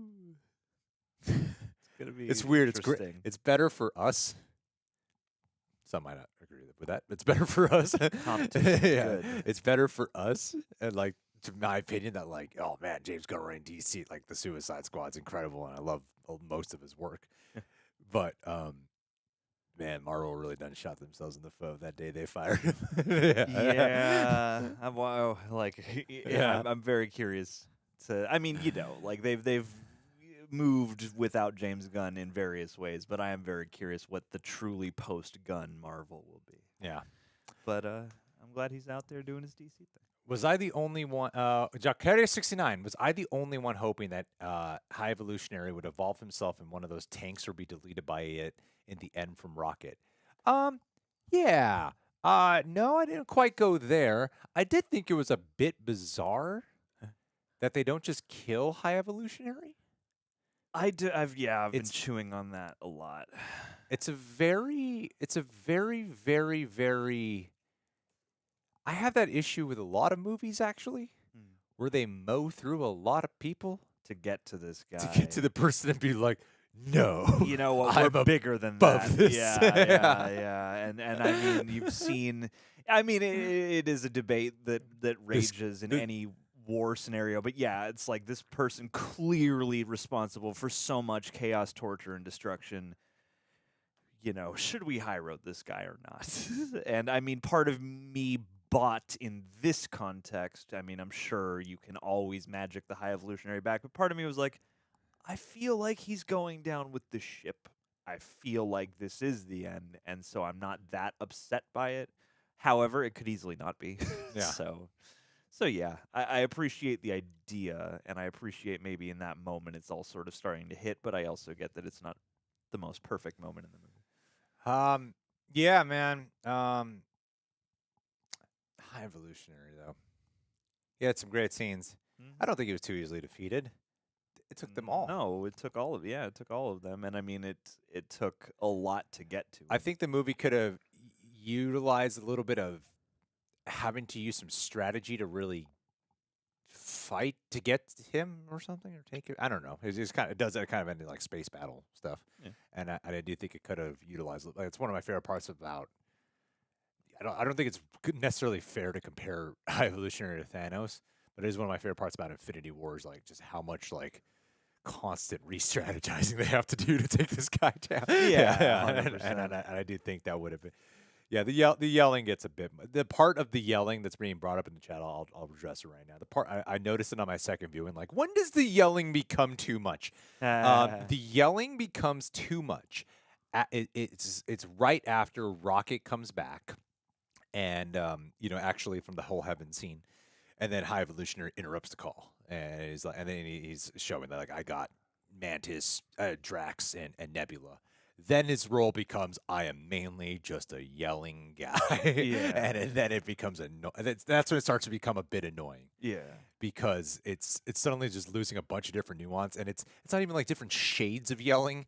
It's like this dude is screaming vehemently at the top of his lungs every single time, and that's the part. And because I'm like, before that, there are some more nuanced later scenes. Like one of the things you brought up was that scene when he's coming behaving like a drunk dad, you said, in one of the flashbacks when he's trying to present to Rocket, like, how did you figure this out? Yeah. And he after that whole line about like his treatments and then he like tries to compose himself, like, oh hey, sorry, hey, I want to talk to you about this.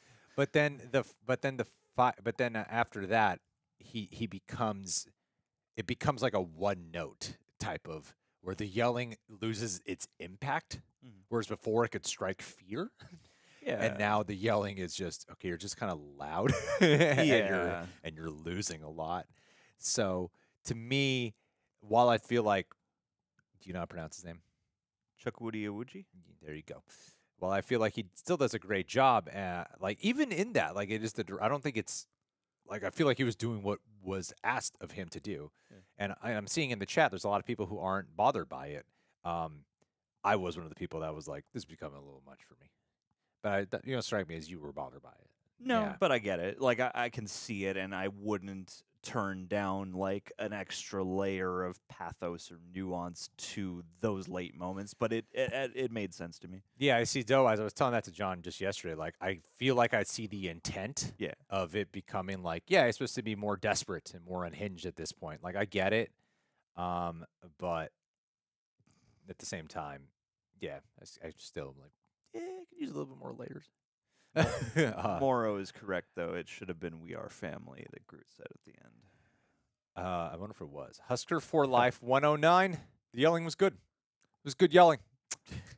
Good yelling. Just from a vocal standpoint, good quality yelling. Quality yelling. You did all the proper vocal warm-ups. It's not even like a relationship fight yelling where you're like, I'm not yelling. This is yelling. That was real yelling. Sure. That must have been a loud set to be on. How do you record all that audio with one guy at 10 and everybody else at like 3? I feel like you could be more menacing and like quiet, and like that is one of the parts about Thanos that like I don't think it's fair to compare this guy to Thanos. I really don't, because I'm like, that's a completely different kind of buildup and a completely different type of villain. There is is one of my favorite parts about Thanos because like in the comics for Thanos, he's the Mad Titan. Yes. He's essentially what High Evolutionary is doing the whole time. I'm just always screaming, and I like the comic books panels that the captions are all like just big text and just like expressive rage. But then in the movies, he's a lot quieter. He's more contained. And then here, I liked when it was more of a mixture. Well, because with Thanos, you can see him thinking and strategizing, and he is, I don't know, he is an interesting character. I liked watching him overall more than Kang. I did too. In at least from compared to the movies. Husker for Life 109. Thank you. Looks like Adam Driver is confirmed to play Reed Richards. Yep, talked about it a lot last live stream. It's pretty obvious he's going to be. I thank you for the super chat. I'm very excited for Adam Driver. I wish they would reserve this casting announcement for after the weekend of Guardians of the Galaxy. Like, come on, Marvel. What do you need, a boost or something? I mean, is it? I don't even know if it's like an official announcement. Like, I haven't. We've been live streaming. Yeah. So Send I us a don't link. know. Link us to it. You see, it is one of the weird parts about. Okay, I gave two coffee. All right, Frank DX, thank you so much. This movie is the example why we love the MCU. Saw it last night. We have tears, sad, and joyful moments. What do you think they'll do with Adam Warlock? Okay, it's just the leakers. All right. Well, thank you for the super chat, Frank DX.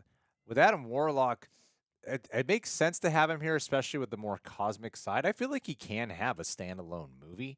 I don't really know what that direction will be, but you know, as a fan of the Infinity Gauntlet comic book, which the Infinity War saga is heavily inspired by. Can you let him in, John? All right, I'm closer to the door. I let him. Which was what it was really inspired by. His cat's going bananas. Get in here. Come here, cop. Come here. Jesus. Come here, copper top. Freaks. Mind freak. I really think what would be great is to utilize him in for the special powers that we are not aware that he is capable of can be used for the Secret Wars, especially Secret Wars. So yeah, like we didn't get to use him for Infinity War, which a lot of people were bummed by. Some people really felt like, I wish because he was such an integral part of especially the comic it's focused on. Yeah.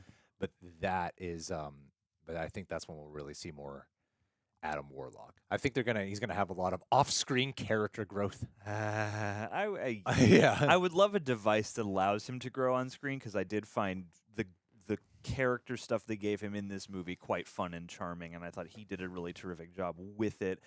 I can most logically see him showing up in a lot of group activities, but it would be nice to have something where he is like prominently featured, even if he isn't the lead. Yeah. Even if it's not Adam Warlock the movie. I don't think any of them needed to die, man. I'm okay with them not dying.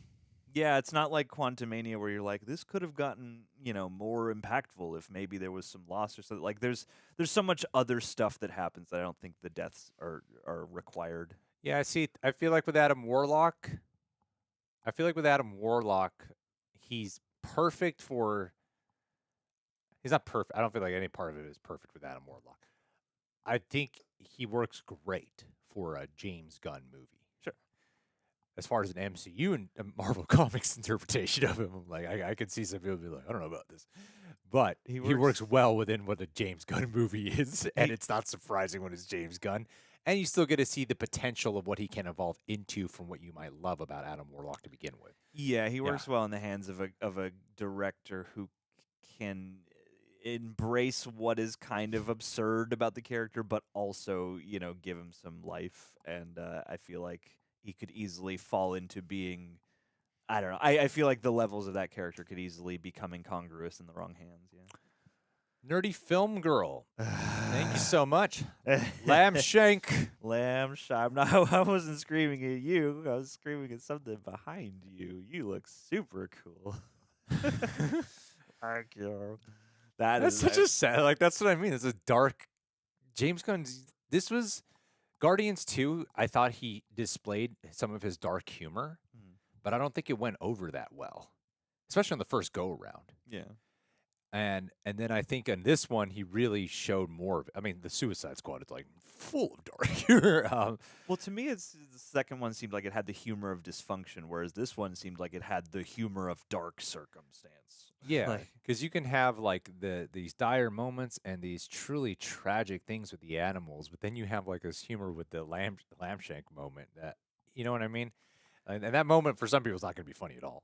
Like you see it, and the whole point is like, it's got like bones on the outside. Yeah. It's all misshapen. It's disturbing. Like, it is. But it is played for like a kind of like dark comedy. And they treat him with dignity just the same. It's strange and off-putting in a way, but also endearing and lovely.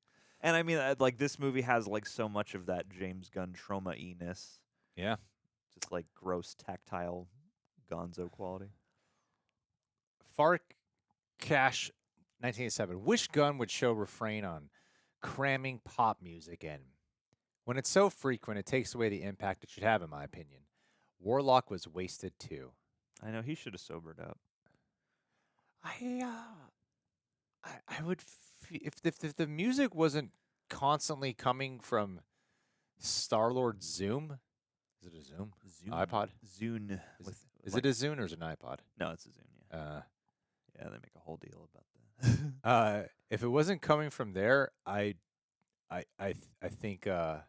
I mean, there's a couple of times. No, it's usually coming from. They usually sometimes they introduce it with the song like playing, and then they reveal it's coming from the Zune or something. Like with Adam Warlock's introduction, which I love because when he's first flying in spaces, it feels like a Flash Gordon kind of. 100%. It kind of sets the vibe for him in a way to like be like it's cool, but it's also kind of funny. There's something funny about this. And I think with this, thank you, Nicholas. So yeah, that's why it never bothers me, because it still feels within tune of the characters. I know he does it in like all of his movies, still like the Suicide Squad. It's just music, but I feel like Edgar Wright, he chooses the songs before, because I even heard that even for a lot of the times on the sets, he will have the music playing. Yeah, and he'll help the actors get a sense of what the scene might feel like and stuff. And they said actors actually like that, because especially if there's going to be like a slow motion moment, James Gunn will inform them of that, so it could change their movement around to fit for it better. And so yeah, I feel like it's always very much purposeful and doesn't feel like studios trying to cram something in that the youth will like or older people will feel nostalgia for. No, I love. In fact, this was probably my favorite of his. I mean, he always puts together fun and interesting soundtracks, and I like most all of them to one degree or another. But I love the way this movie made it. Just I don't know. It had this human detail of like we all listen to music, and not everyone's like a music obsessed person. Not everyone's like a music of whatever you call that file. Yeah. But it's like in various moments, like Rocket is like kind of singing along, and everybody is listening to the music together, and so like. They really made our connection with music something tactile in this movie, to where like that's how I would be like if I was up on the ship with all my little team. Like I would have the iPod on me all the time. I would always have the music. Like if we're in transit to another thing that we're about to fight or rescue or whatever, I would absolutely have like my psych up playlist and whatnot. So I like that they motivated it in this movie. And that you get that growth of he's even added some 2000s music. Yeah. Dark days are well chosen. Like again, that's like a well chosen cathartic song. Like a great choice. Even on the second go around, detail I noticed was how Drax at the beginning says dancing is for idiots. Yeah. And then at the very end he dances with the kids. Yeah. And he calls the kids idiots and stuff too. Yeah. Like, oh, that's great. Well, and even his dance is like kind of silly. And like that whole big thing gets made in the second one about like I love my wife so much for it's just how much she didn't dance. And so seeing him then give in a way that still feels appropriate. It's like, he's throwing caution to the winds and having fun being silly, which with the kids is perfect. Yeah. Yeah. Yeah, Fighter Taco, we talked about it. Serena Cuevas. Thank you, Serena. I love your name. I love that even though this mainly was Rocket's story, every single character had their moment of growth individually and as a team. Love you all. That's one of the things about the structuring I really appreciate about this film. I saw a couple of people even say it in the chat. There might have just been one or two. I don't know. But, wow, strangers crying you in the theaters? That's fucked up. That's messed up. I mean, how obnoxious are you being? Were you? Was it like this person I'll never forget from Avengers Endgame? And Spider-Man No Way Two. Someone. There's dressed as Spider-Man. And it was so obnoxious. That person person they were with had to tell them to be quiet. Yeah, they were inconsolable and also quite visible in their anguish. Yeah. And we were all like, we love Spider-Man too, but come on. Let's remember what movie we're at. You gotta understand, it is like it is like I don't know. It is like what's like a really just terrible death where someone cry? Have you guys seen The Godfather 3? Like Al Pacino's cry in that. It was like what it was like. It's not that good. Let's calm ourselves. Yes. This movie's not about you. Yeah, we're all here. I would never judge someone for crying ever, especially in a theater. But yeah, it's just, But it was enough that everyone was kind of just everyone's attention sort of went there. But yeah, I think one of the best parts about the structuring. Thank you for your consideration, Yoshina. One of the best parts of the structuring is that Rocket's not with the team a lot of the time, so it's cool that James Gunn was able to formulate his story where everyone gets a chance to shine, but you could also make it still Rocket's movie by serving his story within the flashbacks. Mm-hmm. And I thought that was great because then you bring the two tales full circle. Like, I love when Rocket wakes up and Rocket has no idea of the undertaking they just went on to get this guy to be alive. Yeah. It's that whole thing like, where's Nebula? Her comm code's up on the screen. Yeah. That was amazing. I think the structuring of it is great because it's a weird thing where it can have this effect where you're like, there's kind of a bit of a missing presence of Rocket not being around interacting with the team. But that's kind of the point. Yeah. Because they're trying to save this guy. He's dying. He's a presence even when he's not interacting with them. And I think I would love, like a deep dive on some of these James Gunn scripts from his perspective, just because he is good at holding on to the different traits of the characters and really fleshing out their dynamics individually or with one member versus all the members. And everybody's, I feel like, core character theme is touched upon and grown in this movie somehow. And that's what makes the action so rewarding in that hallway fight, especially when Rocket's like going in there messing shit up. I love it, man. I'm done running. It's one of the few times, and like it's funny, like in a lot of ways Guardians is very much like Suicide Squad or the Suicide Squad. But like that was a moment too where he's in the hall and he gives, it's one of those things that happens often where they'll throw in like a woohoo or something along those lines, and usually that takes me out. I'm like, okay, that's for the kids. But in this situation, it was like, oh, I'm glad to see Rocket back on the job and enjoying himself for a second, despite all the circumstances. Getting a rush. There with you, Johnny. Good shit. Make ourselves bigger. What am I doing? What are you doing? First you referenced Godfather 3 and now this. Oh yeah, that's right, Linda Cardellini. I was surprised, but like once you hear it, it's definitely her. And I thought she did such a lovely job for a character who you don't see the actor behind. All three of them, Teefs and Floor as well.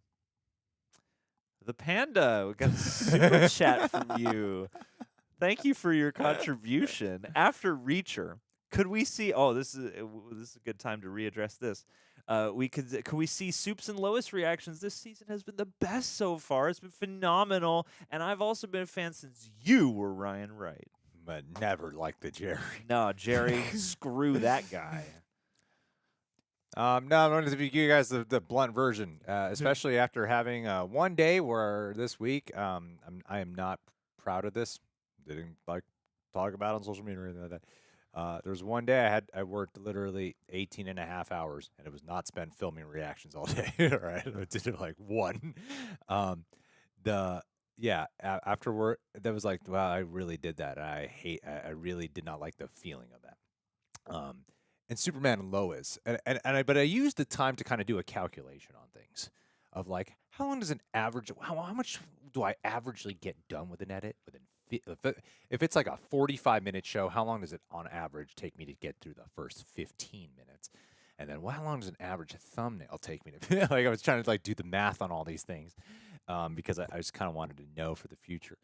And bottom line is Superman and Lois, like as much as great as the show is, it is just way too low of a performer for us on this channel. And sometimes it's like, it might not do great on the channel because it's not just about, it's like at times like, okay, the amount of time if I put in all the work to put this video together, I'm not making even like minimum wage on this video.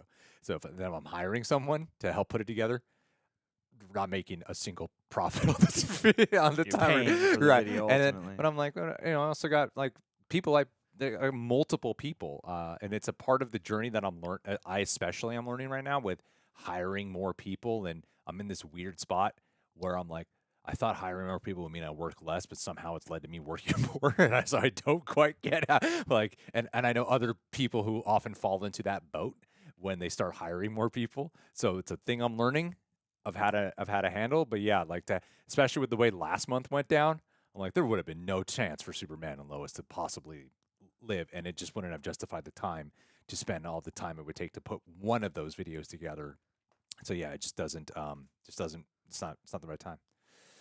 We are totally Disney brown nosers. That's why we severely recommended Ant-Man and the Wasp: Quantumania. Oh yeah, and go watch their Pinocchio remake too. That was so good. Yeah, so that's amazing. And yeah. we made sure here on this channel that people knew how Yeah. much we loved that. And if you see our Little Mermaid trailer reaction, wow. wow, Could not have been more positive during that. yeah, Disney shills that's galore. right, man. But we've had more people on the YouTube interested in it, but it just didn't justify it. And even on our Patreon, barely anyone would watch it.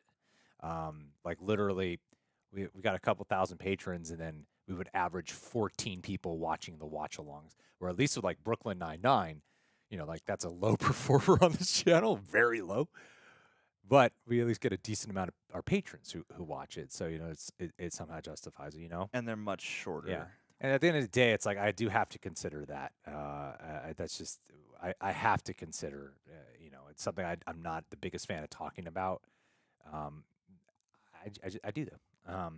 When it comes to like, what, if it's not even making minimum wage, does it really make sense anymore to commit 16 weeks? Sure.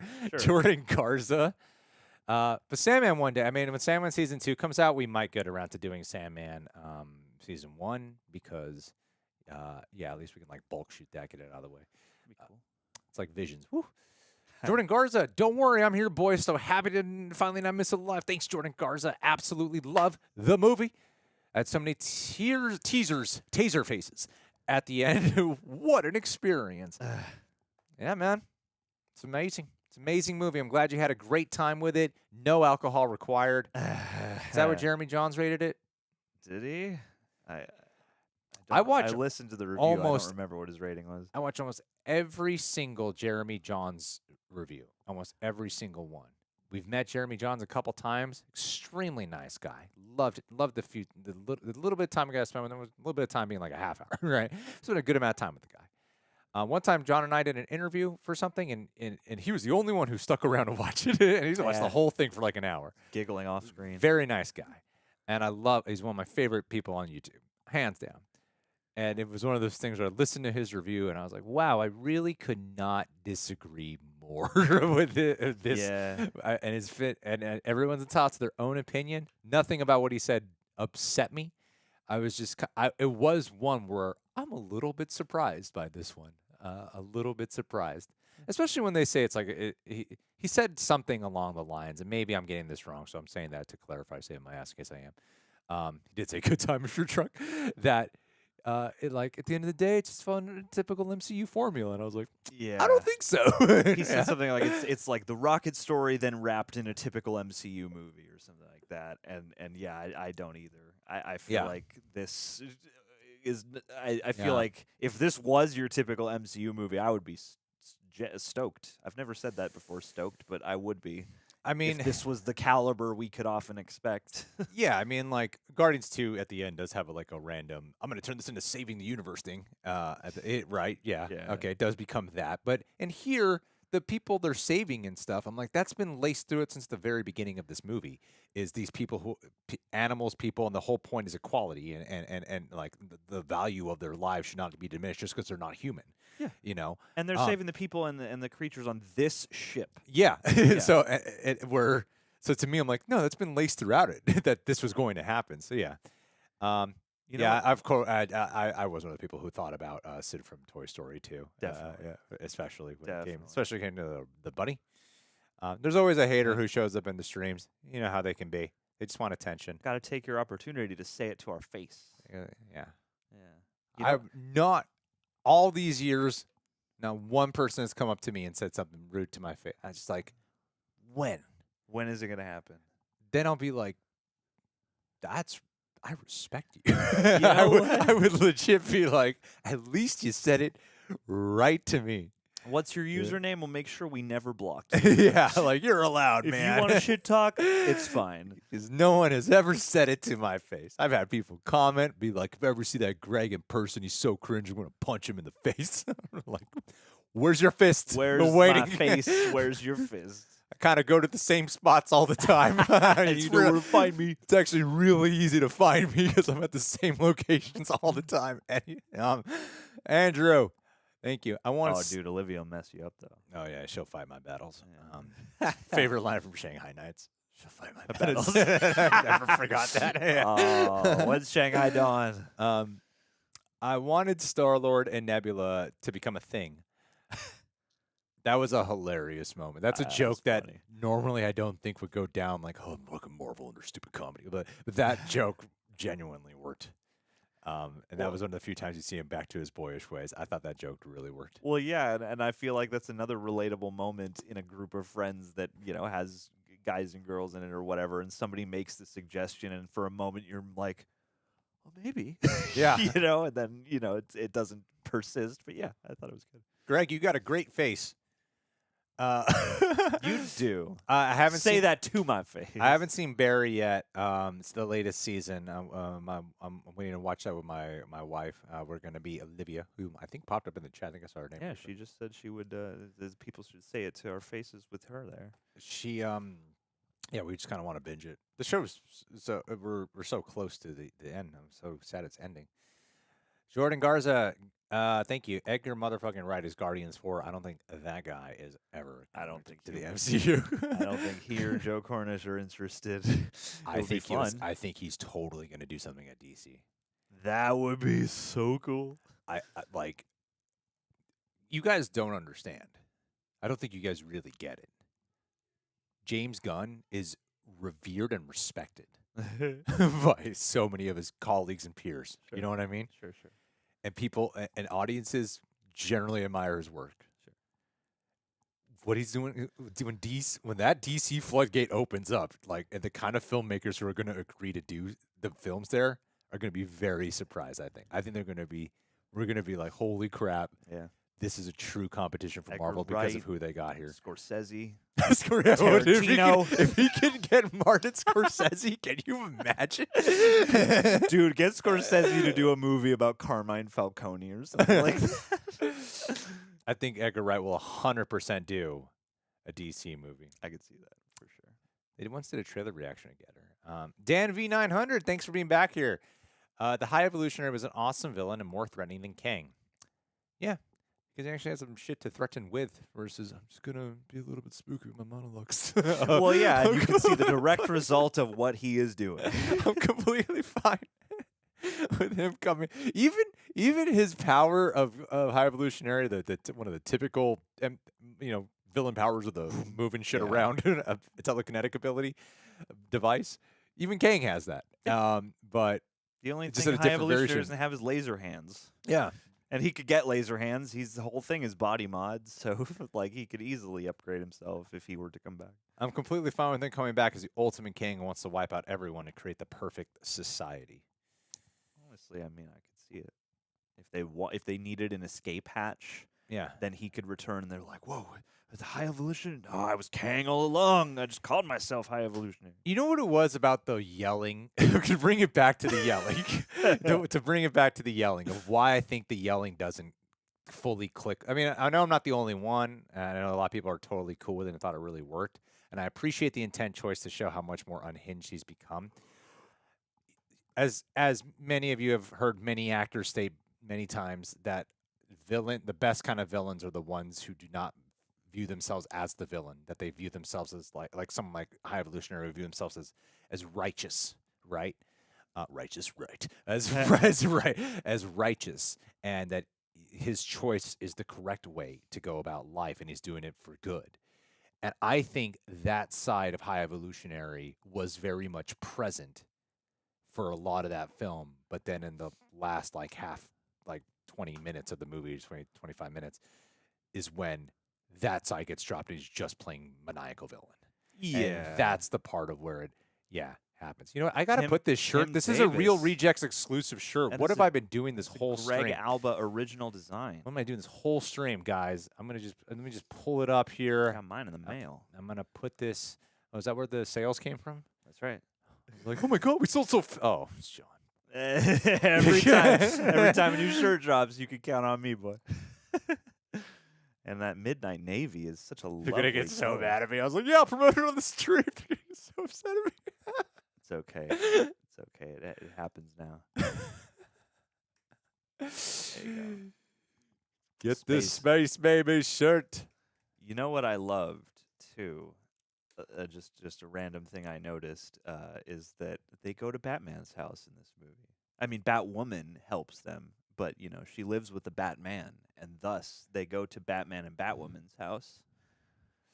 Look at this really quick. Look at Or this Man shirt, Bat, guys. I guess. Put this away for a second. It's a Real Rejects exclusive shirt, people. Look at that, boy. Look at that. I don't want to beautiful mess with the tee. dimensions too. Wait, I could just do this for a brief moment. That Yeah. controls you. All right. You can just Yeah, look at that. Space Babies of the Galaxy. beautiful. We're just waiting to get. Damn, how In did you get trouble. that past copyright? Yep. Don't ask questions, John. Yeah. Unless you ask.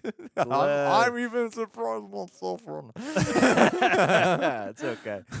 It's you know, they're just reminiscent of. They're not the actual design. Yes. If you notice, at least 20% has been transformed significantly from the originals. I mean, you know, especially with Groot, I think there are many phases we have not seen represented, so you could easily get away with it. True. I'm gonna recheck the stream labs here for a second. Check the laboratory. John, read the chat. What's going on there? Oh, why the chat is my... Oh, I can see the chat here. That's right. No one being killed. We've talked about this, but I think it works quite well. You know, I feel like they didn't need it ultimately.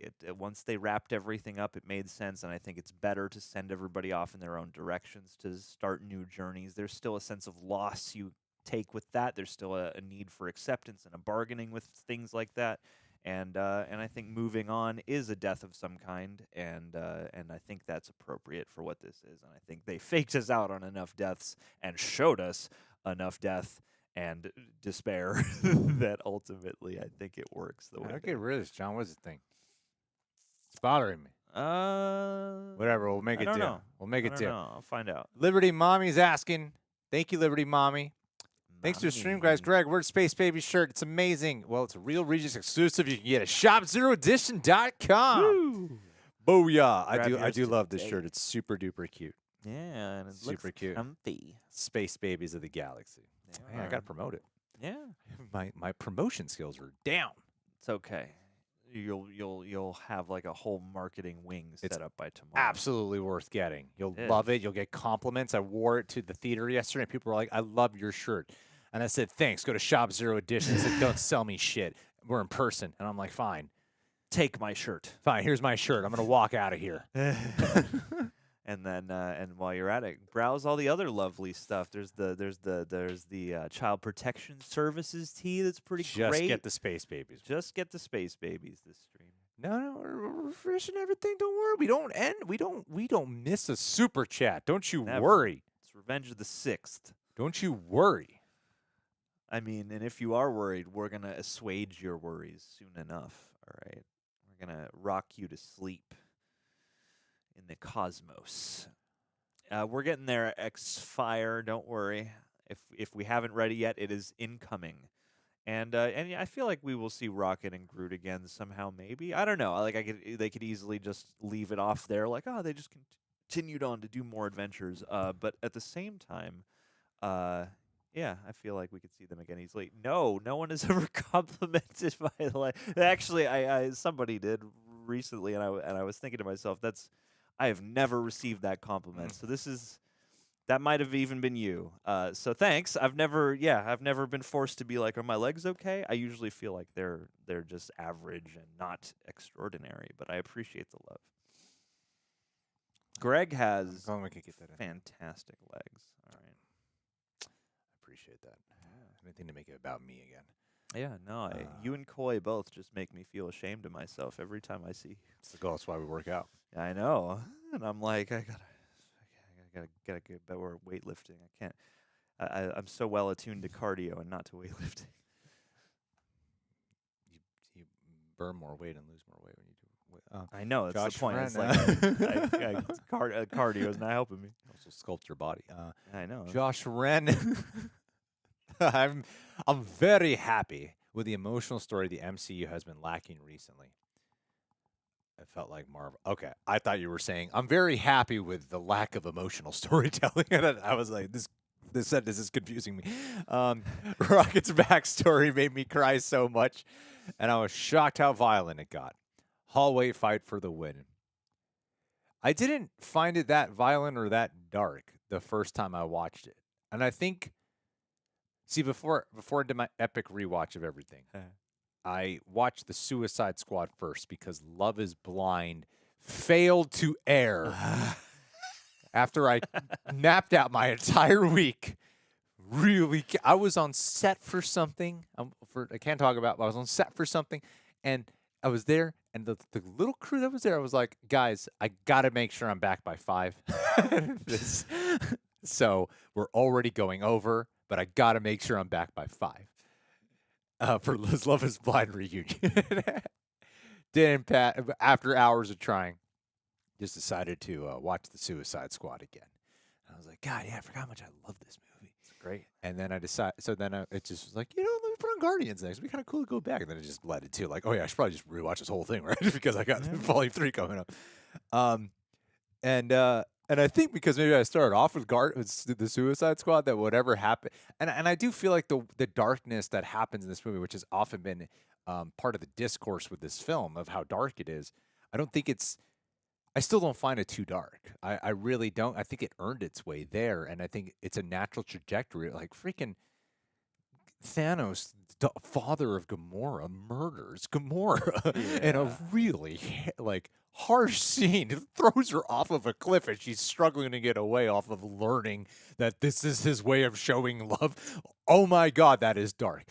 Nebula being like the constant torture and dismantling. The sinister, abusive ways of ego and the pit of skeletons in Guardians 2. Like the movies got dark already, and this was the ultimate conclusion of that darkness coming to light, and that's a big part. I thought it thematically works. I don't feel like it's too dark, and I know a lot of people take gripe with it. Do I think it's for kids, this movie? No, I do not. I do not think it. I'm like, no, I think you gotta warn your kids. Like there's some real dark shit in here. It's not even fun dark of Amlet Entertainment ways. Like this is really dark.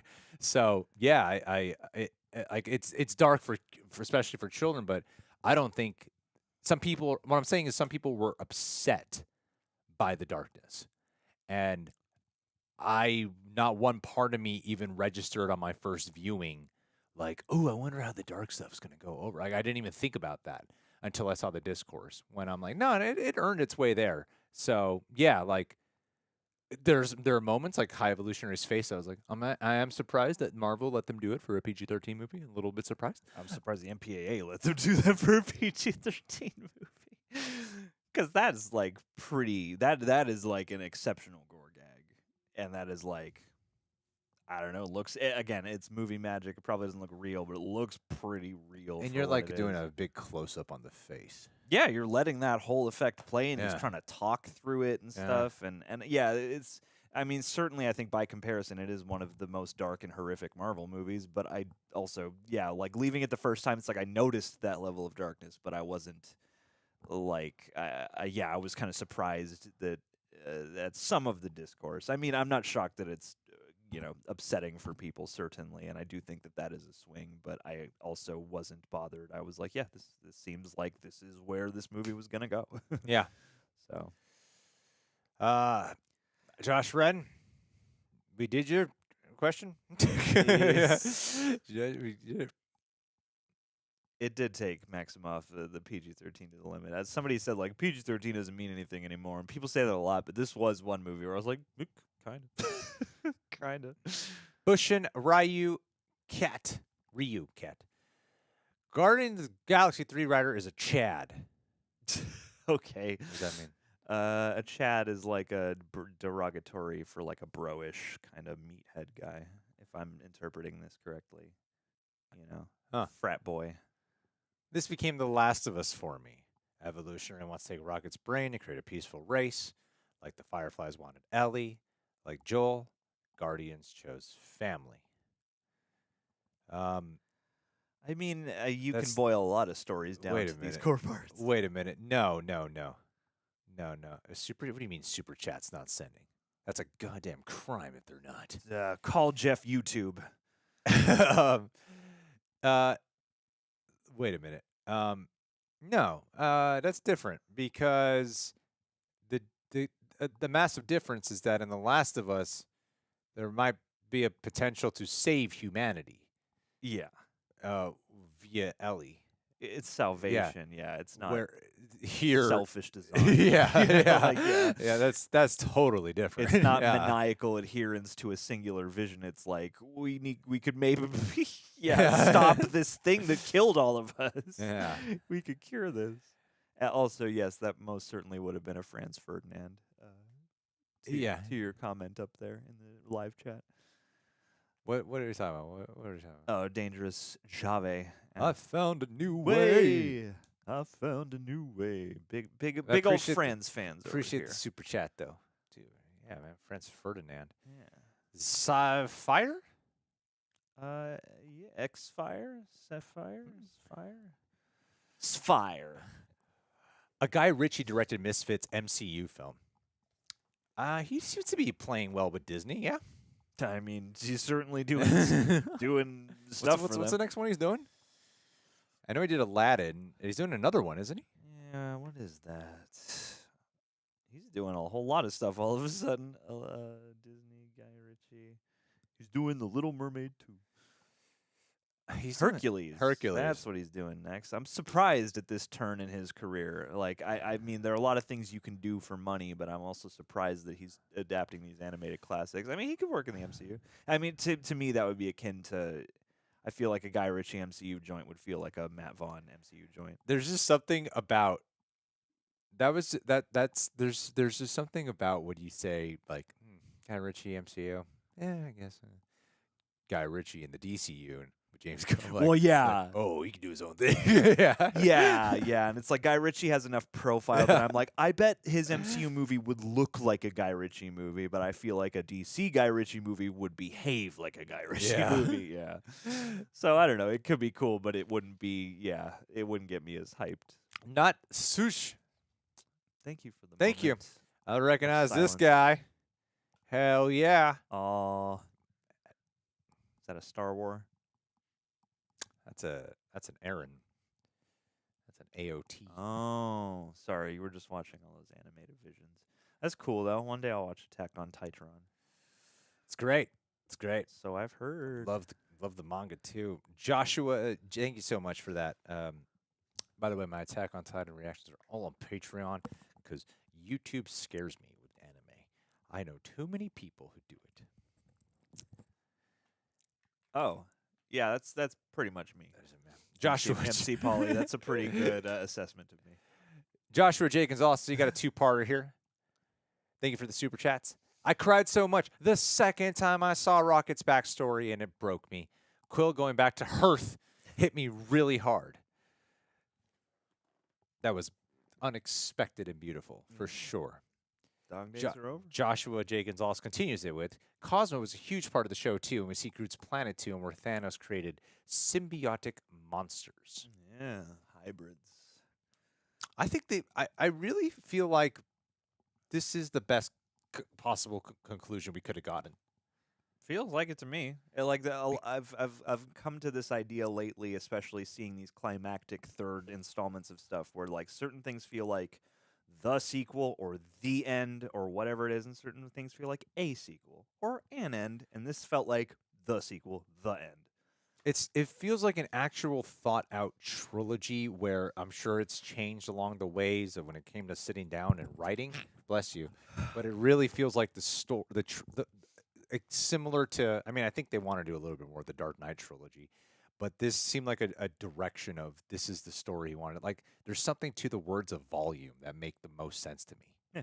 because it's always sounded like a play on the idea of like tracks, of music. But this, especially with the things you're pointing out here, like with Quill going back home to Earth, that was something that I think in a trailer, one of our trailer reactions, I was saying like this might be the movie where I imagine Quill might actually go home. Yeah. Because we haven't seen that happen. Like you're thinking about character arcs, and they really panned that out. And even with Drax, they even made the whole Drax becoming dumber work. Yeah, right. Well, Something that I thought was kind of annoying, like did become like, why did they just do that? Especially in Guardians too. Like a lot of people love that one scene when Drax and Mantis are talking with each other, but he doesn't. He has like one part where he's necessary for saving Mantis, but that like, is still a gripe for me with that movie. they do dumb him up a lot in that film, and he spends so much time just scream laughing.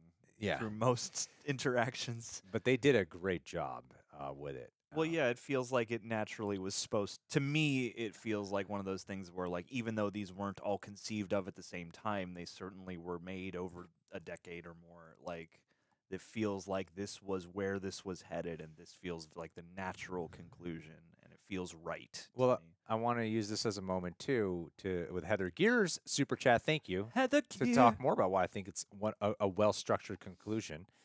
I mean, she's saying happy Saturday, lovely gents. Heather, we love you. Always seeing your comments. Always. Fresh out of the movie, and wow, what a film! Excellent performances all around. Possible hot take: this was my favorite Guardian soundtrack, and the thing with the soundtrack too of another great. I'm a fan of good bookends. I'm a fan of good bookends. With the first needle drop being what is that goddamn song called? Creep. Radiohead. No. Oh. Bow, meow, meow, meow, meow. Hey. What the matter? Is it Come and Get Your Love? Come and get your love. I was trying to get to the chorus, yeah. Yeah, because then he plays it all the way again at the Then he plays it in the post-credit scene. This was Get a Special. Yeah. Yeah. For those to be the bookends of the needle tracks, I think is awesome to show the full circle. And that's something a lot of people aren't thinking about. Like that is the first needle drop. Yes, absolutely. And the needle drops are a signature staple of the Guardians movies. Yeah.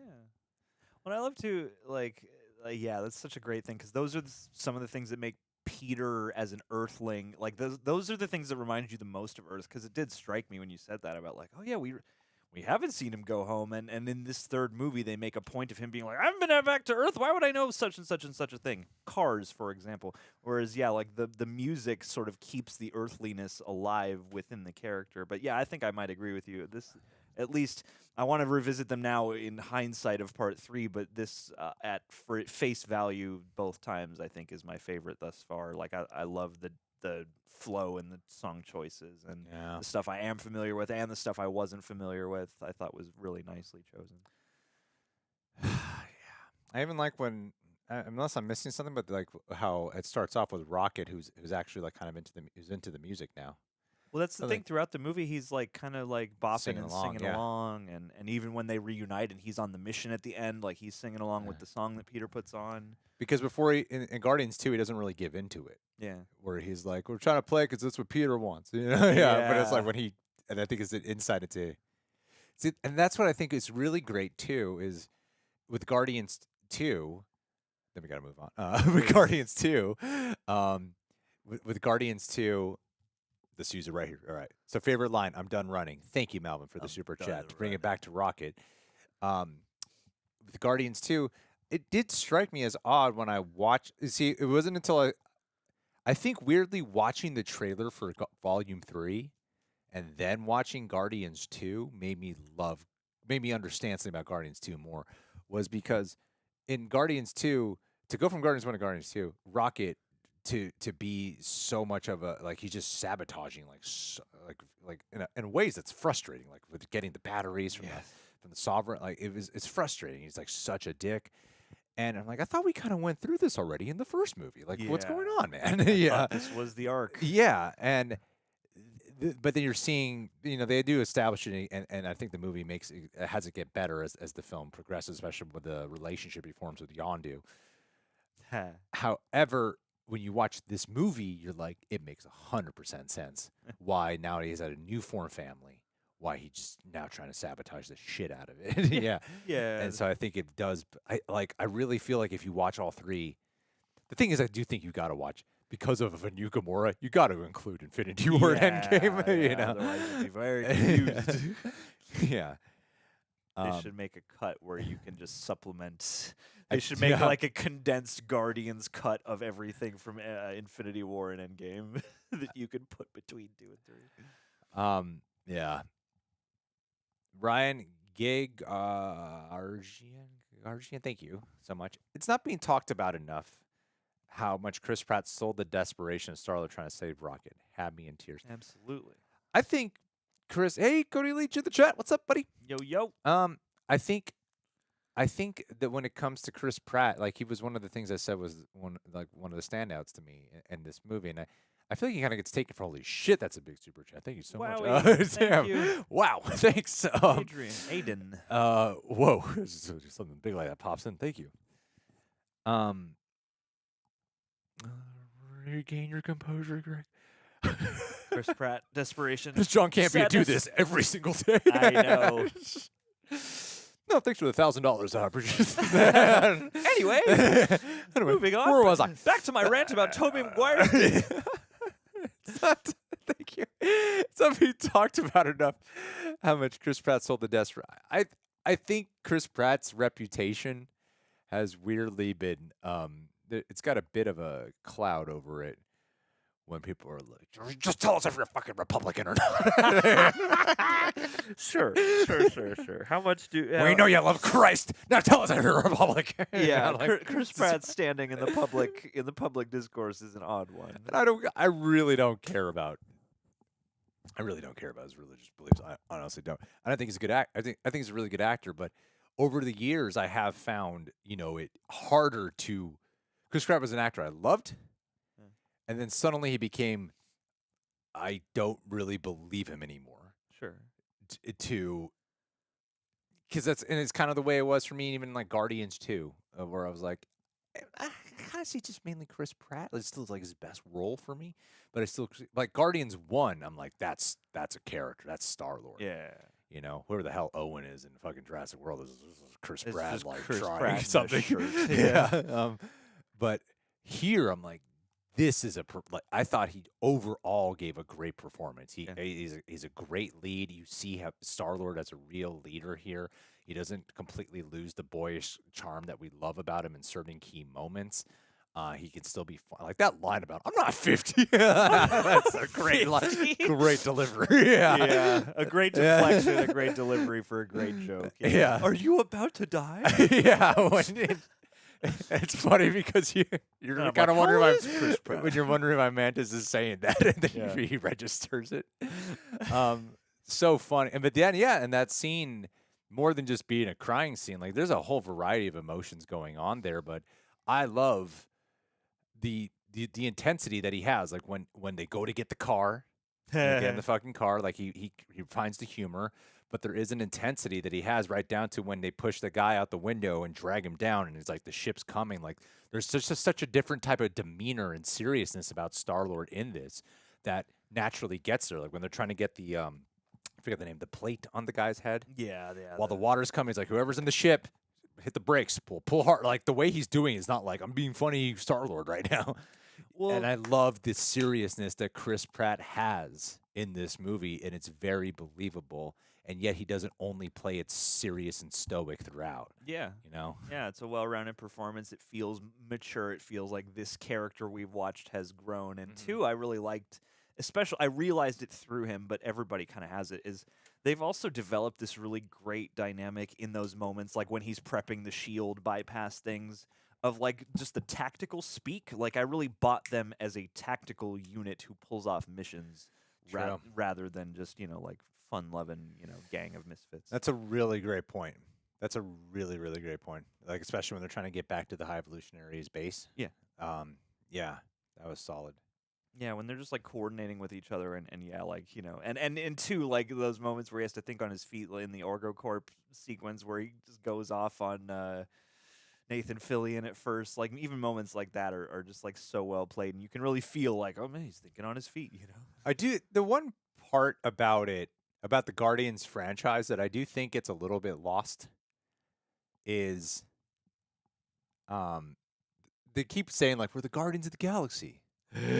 Right? They keep saying that, but we've never seen them really be hired to be a Guardian of the Galaxy. Yeah, you know? we saw them have to protect those batteries at one point, but most of part But two, they wanted they're to just, trade that to get Nebula. yeah, trading against Nebula, and then most of part two is just spent with ego and Yeah. stuff like that. And I mean, like, While they have the nowhere place in the planet, they're not really like doing guarding of the galaxy shit. yeah, it seems like they're chilling out here until a distress signal happens to reach them, or some kind of thing happens to fall in their laps. Yeah. And the most, I guess, connected to the overall galaxy they feel would be an Infinity War Yeah. Endgame, because those are galactic stakes.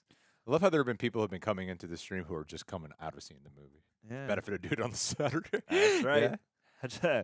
And one. Like right now, Chase Carter. Hey, Chase, nice to see you again. Yeah, that's right. Yeah. Good. What did you think, Chase? Let us Do you know. like it, Chase? He's loved it. He loved it. The Film Punch says, I legit thought, what time is it? What's up, Spencer? It is 2:05 p.m. Pacific Standard Time.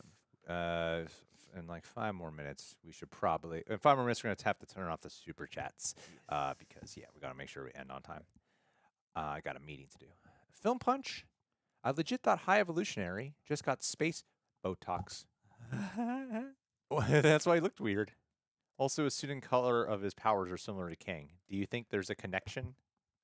I always just think of the Power Stone. I always just think of like power and you know, the harnessing thereof, the dominion over power is represented by purple. I don't know. I feel like James Gunn just likes purple.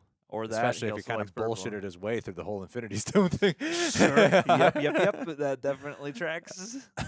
I mean, you know, it at least seems like it's a physical power that he has. But yeah, I mean, purple just looks cool. I feel like if the movie was rated R, James Gunn would have made the High Evolutionary effect look more disturbing on the face stretch. Probably, yeah. They I could have think he made that would've- look grotesque. Yeah, and I think the actual ripping up of his face probably would have been even worse. I don't think they would have done it from. I think they would have shown it. Okay. I like it. Actually, I do like it from behind, but I think they would have shown it. Yeah. Who's Tara Strong's cameo? Do you know? We caught Tiffany Oh, Smith. Coy told me what it was. Damn. Let's see. And apparently Tara Strong's cameo was supposed to be Miley Cyrus.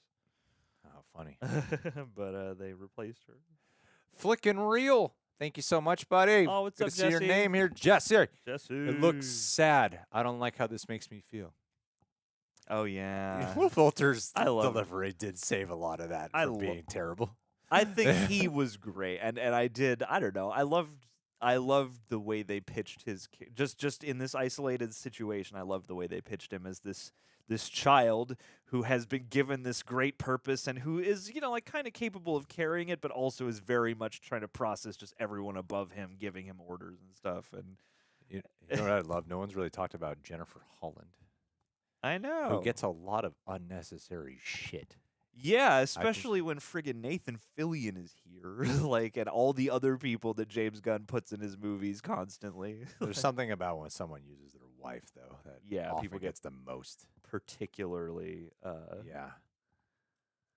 mainframe. Which is funny to me about Jennifer Holland because we reacted to Peacemaker on this channel, and I had no clue Jennifer Holland. I don't think either of us did. We didn't know for a while that this person was even in a relationship with James Gunn. We were just like, this woman's great. Yeah, we were just like, I've never seen her before. She's amazing. Cast her in more stuff. She's great. Yeah. And I mean, like, the part she plays isn't like he made her Gamora or something like Yeah. that, you know. And I It's thought so small. and that whole and bit if where you she get gets shot in the leg yeah. is really funny, Yeah. and she plays that really well. Tara Strong was Mainframe, who is the floating head Ravager that looks, you know. Oh yeah. The floating helmet. Oh, that's cool. Yeah. So sorry, Miley Cyrus. I think Guardians is the best trilogy in the MCU. Yeah, hands down. Easily. There's not even a question to me about it. Easily. I think it's better than all than Spider. I think as a trilogy better than the Spider-Man ones. I think as a trilogy Easily. better than Iron Man. Trilogy, like You could easily look at one of those in each of the shirts and be like, well, I don't. Sure. You know, I think Captain Captain America is America. probably the second strongest. Yeah, for sure. You know, people argue sure. about the first one, but the other two are pretty agreeable. For sure. There you go. What is it? Guardians, Captain America, Iron Man, Spider-Man. Yeah. I feel like Spider-Man is like really saved as a trilogy by No Way. Daniel Ruska, thank you so much. Oh, Peter Quill. Hi, I'm Patrick Swayze. I love his delivery on that line too, Yeah, because it sounds same. like he's coming up with that in the moment. That's the best kind of line delivery for a joke like that. yeah, and I won like that seems like the kind of joke that would be written, but part of me wonders if it was in any way an improv, just because it is so well delivered that like in that spirit.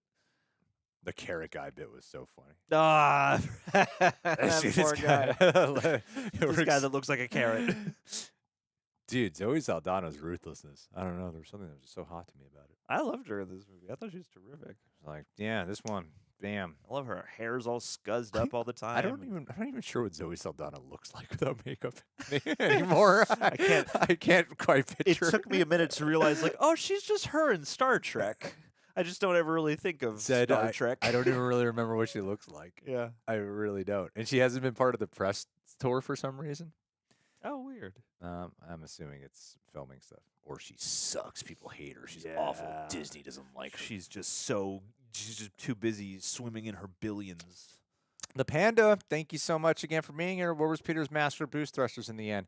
Question that we brought up earlier. No idea. Good question. Especially when the masting is shown to be a lifesaver in 2 movies. Oh, yeah.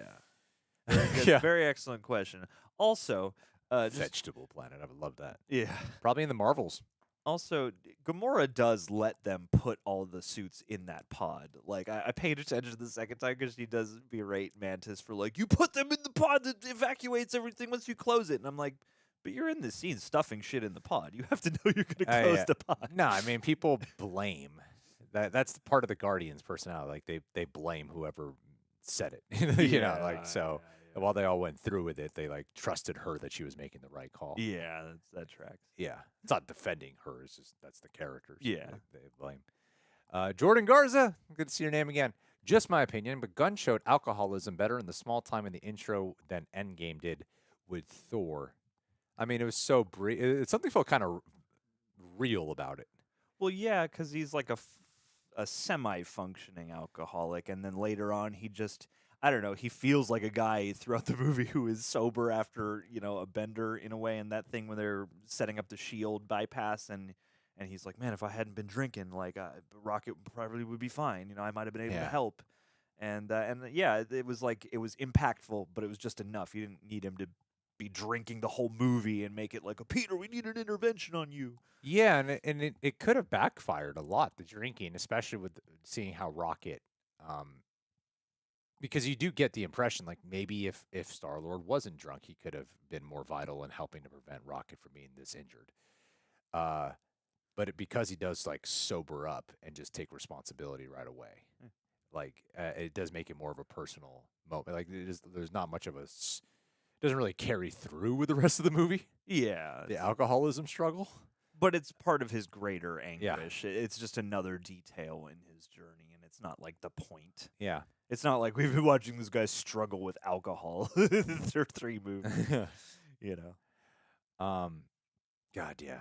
You know what's funny too? I didn't realize, but apparently when they're carrying him, that is not a real body. That is like a 35-pound dummy. Yeah, well, I was thinking that when I was like, how did they do this? Did they put him on strings? I know. In the trailer, I was like, well, it must be a wire gang Yeah. or something. Or maybe they have some kind of thing, like a cart they can paint out. But yeah, apparently it was like this super lifelike dummy. I have 2 Ricardo Loza Hernandez. That's a great question about Gamora, actually. I want to revisit that. I have 2 questions. Going forward, do you think the new information of Guardians will be entertaining as the previous roster of Guardians? Do you feel Adam Warlock was underused as a new character to the MCU? I don't feel like I don't know who would want the job to take on the next Guardians. I don't know who would possibly want that. Yeah, McG. And I wonder if, I'm sure it's not allowed, by any stretch, but I wonder if they did want to continue Guardians, if they wanted to see if James Gunn could act as producer, which would be wild. So he could be the committee. Yeah, but I don't see it happening. I really don't. What about a version where he writes more Guardians but does not direct them? I mean, he seems to. I think you would have to do like the thing is the Guardians of the Galaxy at the end of the day is very much formulated to James Gunn's sensibilities. Yeah. So you can do the Guardians of the Galaxy. I just think if you try to do what James Gunn did, you're going to fail. I think you would have to do a completely different kind of Guardians of the Galaxy interpretation in order for it to work. That's why I'm not the biggest fan of carryover characters because I'm like, there's too associated with James Gunn. And they're very much done in the style of like that's what James Gunn does, it's rare where it's like, this is exactly like, and there are people who've said, I've met, are like, I don't, and I think even Nathan Fillion said it, like, I didn't like the comics, but I love James Gunn's movies. Huh. And sometimes that is a sentiment because he really formulates it to make it his own and in his voice.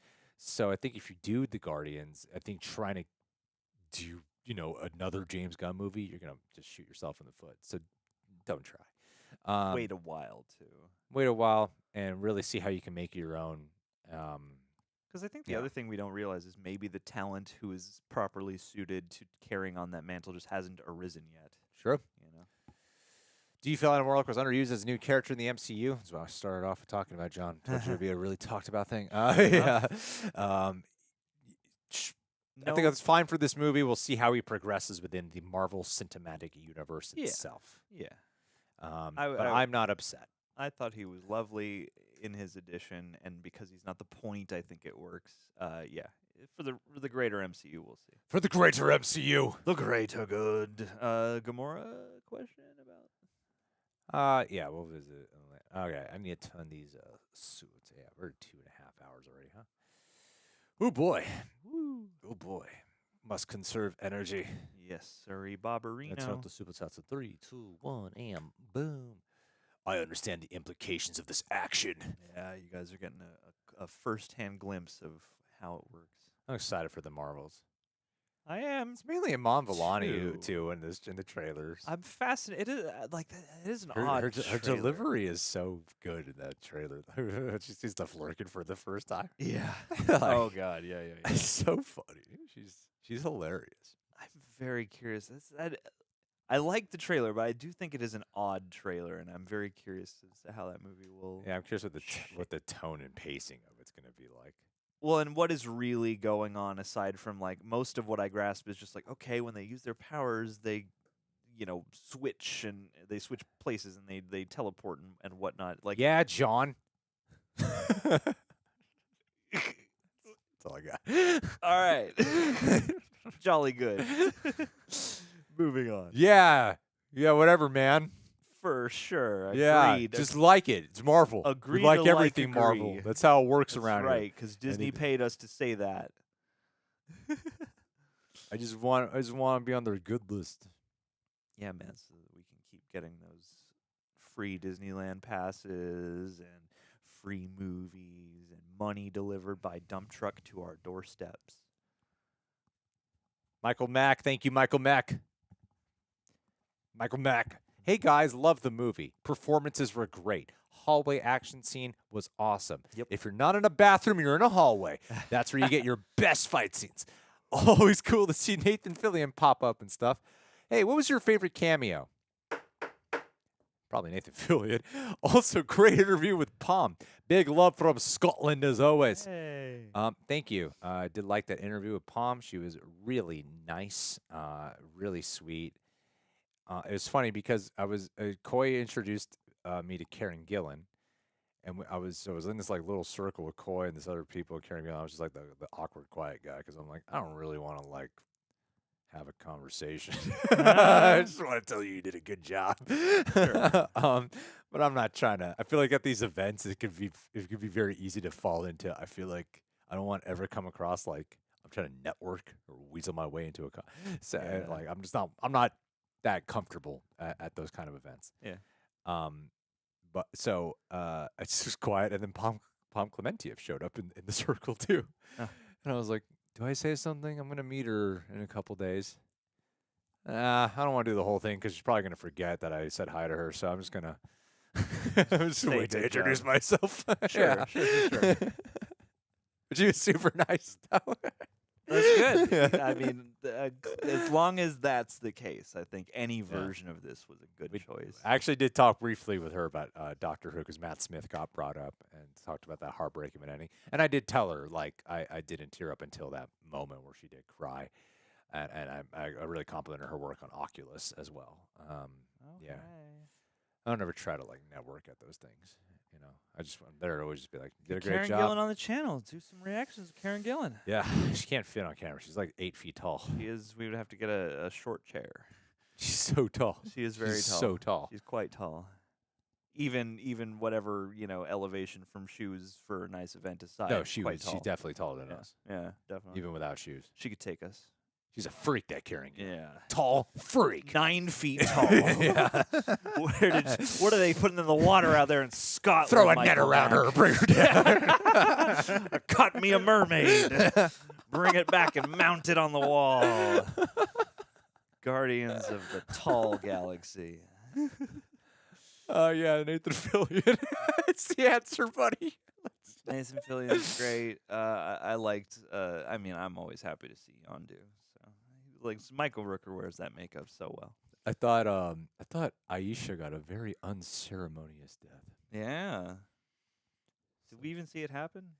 It blows up. I guess so. Yeah. Yeah, and I guess that's it for the Sovereign. Except for Adam. Adam lives. And that's Elizabeth Debicki. I mean, this is a pretty prominent actor. So. The panda.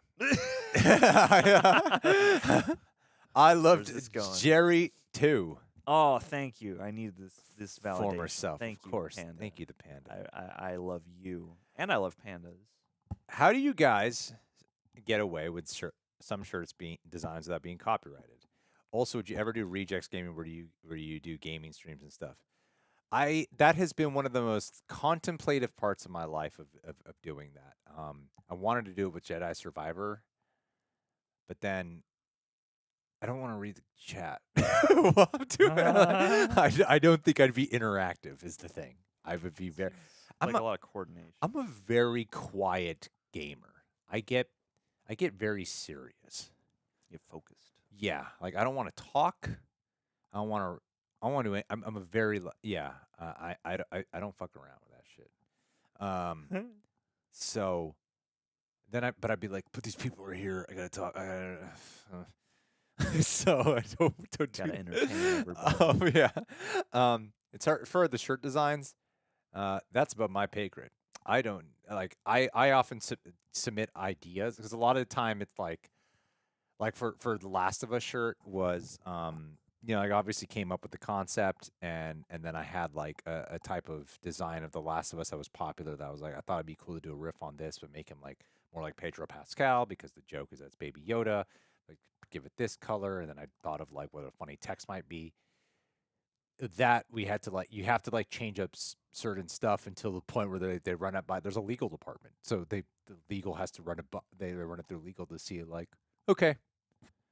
Are we gonna get cease and desisted or not? Yeah, I don't know what the parameters are, but if it was me, I'd be like, make it look 100% like Pedro Pascal and 100% Baby Yoda, and we're good. But we can't do that. License Yeah, so it's all about formulating enough to be within like. I don't know. I really don't know. I It's don't got to know. be So, changed enough to meet a legal satisfaction, and it's got to be like 20% or more different from the original. A lot of the that's why reactions are okay, especially when you cut them up because you're transforming it in some way, you know. And so yeah, but at the end of the day, I have no idea. A lot of the things I pitch get rejected, and it's really sad because I'm like, this one's Skeletal. Skeletal, thank you so much. Love you guys. Love you. Love you. All the love. It's a love fest in here. Always, every day. That corridor fight was phenomenal. It was beautiful. Both times I've seen them. That's movie magic. Aiden Doherty. Aiden Doherty, what a fantastic super chat. Hey from Alaska. Print it out and frame it on the Shot wall. money from underneath. Yeah. It's covered in a layer of ice. Volume 1 was my favorite Marvel movie. Volume 3 just became my favorite comic book movie of all time. Ooh. When do you think the legendary Star-Lord will return? I did not think this would be the most asked question. Either, what did you think of Adam Warlock? You were disappointed, huh? Or like, when do you think Star-Lord will return? It's great to see the love for Star-Lord back, because I really feel like Chris Pratt gets such a bad rep, you know? Sure. and in a way that I do find unfair, because, well, it depends on who you ask. I mean, for me, Chris Pratt, I used to be I- very enthusiastic, and then he became, he reached peak Hollywood saturation, and since then I've been like kind of ambivalent about Chris Pratt. And in a movie like this, that's a good opportunity for him to really grab me and remind me what I did like when I was I enthusiastic. just don't feel like he's doing anything where he's shoving shit down people's throats. I guess You know, not. like maybe he's part of a church that's fucked up, or maybe he's not. I don't know. Huh. All right, maybe he voted for Trump, or maybe he did. I don't know. Like, I don't know. But in terms of like an actor and doing a person who shows up to do his job, and as far as what he puts out there to the public, I'm like, I think he's fine in that regard, right? So I do feel like he gets a bit of an unfair rep. So yeah, it's nice to see like a lot of love and wanting more Star-Lord again, especially after this movie where I did think he did his best work as Star-Lord. Yeah. Great performance. I do think it's Avengers Infinity War and Avengers King Dynasty, one of those two where he's going to return. It would be interesting if he did get a solo film. I don't know what that would be, and I feel like a big part of the charm of Star-Lord is him being paired the off with other team, people. Yeah, or just with people to butt up against and create friction with. Yeah, and I think it'd be kind of weird. Like, what would the standalone be? It would be like, it's like when you do like X-Men Origins, where it's like, well, you're just gonna get a new ensemble of a bunch of other X mutants. Basically, going to be an Yeah, X-Man, but instead of Professor yeah. X leading them, it's just going to be Wolverine. It's gonna basically be another Guardians movie. Yeah. We've got Star-Lord and the what, or just Star-Lord. Like, we know what solo adventure is there to be told? Like, is time growing up as the Ravagers and watching him sneak up in boxes? You know? Yeah, So, all that stuff made about him being small and easy to cram into tight spaces. but yeah, I think he will. I like how they did keep the door open. I have no idea what it would be, and I would like. I mean, part of the big appeal of it, like part of the heart and soul of the franchise, like is Rocket and Groot, sure, but like I think Rocket and Star-Lord, specifically them two together, is such an integral part, and this movie really showed that it's been primarily their two stories, you know. Yeah. So, Well, because they both have their own separate degrees of like childhood trauma to deal with. Not that the other characters don't, but it's the most highlighted, and it feels the longest, deepest running for each of them. yeah, Whereas everybody else has their struggles and has their core traumas and wants and things like that. But I feel like they anchor it with the most sort of dimension. yeah, I would like to revisit the whole MCU ranking. I just do feel like the James Gunn side of MCU is vastly different. Yeah. You know, Yeah. which team do you like better, Avengers or Guardians? I mean, it's kind of unfair. Like, you kind of keep adding to the roster of Avengers. It's know, just like who has a movie, they're an Avenger. Yeah. You know? I mean, I feel more. I feel a more like jovial kind of like familial buddy love for the Guardians team, just because of the consistency of what they are. And like I think the Avengers as a team is fun and interesting, and like it's always great to have the different interactions and the frictions and the reasons to make them fight each other and then ultimately get back together. But I don't know, there's just such an emotionality that runs through the Guardians in particular that is less like it's always based on whatever they're up against. But I feel like the Avengers, I connect to them in relation to what they're up against rather than just them as a team. Yeah. Because also, too, we're so used to seeing all of them off on their own, and they occasionally team up, whereas the Guardians, the whole thing is they're a team all the time. Let me just do one last check here. Then we're just going to focus on the chat here. Also, yes, more Cragula. Always more Cragula. We didn't talk about Kraglin at all. I know, my man. No one cares to ask about Kraglin. James Gunn always casting his brother. All right, last stream lab of the day. Oh, let's do it. Let's do it. Ronan Unchand. Fix this. Ronan. Hey, Greg and John. I love the last shots of all three Guardians movies connect to Rocket. First is their flying ship flying away into the forever and beautiful sky. Second, Rocket crying out of hope. Third, Rocket happy, finding some peace within himself. Absolutely. Yeah. Oh, That's a great assessment. sure enough. And two, the moments where they make Rocket cry are always very impactful. When he's like weeping in the room with all the cages, I was like, I feel He grabs the other raccoons, accepts the fact that he is a raccoon. yeah, finally. When I love too that when he gets pulled out of heaven, it's on that most human aspect. Like the heart rate monitor goes flat when he breathes that sigh of relief of like I can stop now, I can go to heaven, and then he gets pulled out immediately. As he's like, I'm not a raccoon, which is like a perfect earthbound line for him. And yeah, so many beautiful little tie rounds and motifs. Yeah, the little raccoons, man. Those are Adorable so and fucking- heartbreaking. Yeah. It's like, those are tiny. Are raccoons really that tiny when they're born? Yeah, little pups. Damn. Yeah, most mammals are, unless you're dealing with the big ones. But yeah, So small. even dogs start out a little tiny potato. Oh yeah, I love that. I love that part a lot. Yeah, I do. I think it's really cathartic when they're all killing him. But someone brought up. I appreciate that point though about Rocket. I'm excited for Rocket to return. Yeah. And Groot to say more "I am Groot" lines, and then for them to translate everything into English. Yeah, For the audience to hear into English, like "I am Groot" in English into actual words beyond "I am Groot." Ready for this, John? Are you ready? Hey, are you ready for this? Are you hanging on the edge of your seat? See how I adjusted that. Boom. Oh wow, Separate a tad, John. you did it. Separate a tad. We're done with this with the super chats. Yeah, man, we're all caught up. Thank you All to of them are everyone who done. contributed to Super Chats. We're going to stand here for just a few more minutes. Woo. Catching up here. But yeah, Kraglin I thought was great. I thought he would get a little bit more time. His moment was probably the most, like, unceremonious. I mean, It's kind of requisite in the way it's like, you know, he's trying to get the arrow down, and then all he needs is that last little encouragement from Yondu to do it from your heart, and that brings it all together. You know, like it's a little familiar, but 'cause I thought we'd have more, like, especially after getting Yondu, and then he gets to inherit the arrow. I thought we'd get a little bit more, like, understanding and insight into who Kraglin is. sure. Instead Um, of just like a cowboy guy. But then, James Gunn was like, I don't want people to accuse us of nepotism. You're in all my movies already, playing multiple characters. Yeah, I mean, did he? And I couldn't catch in the credits. Did he do the mocap for Rocket again? Because I think he usually does the Rocket mocap.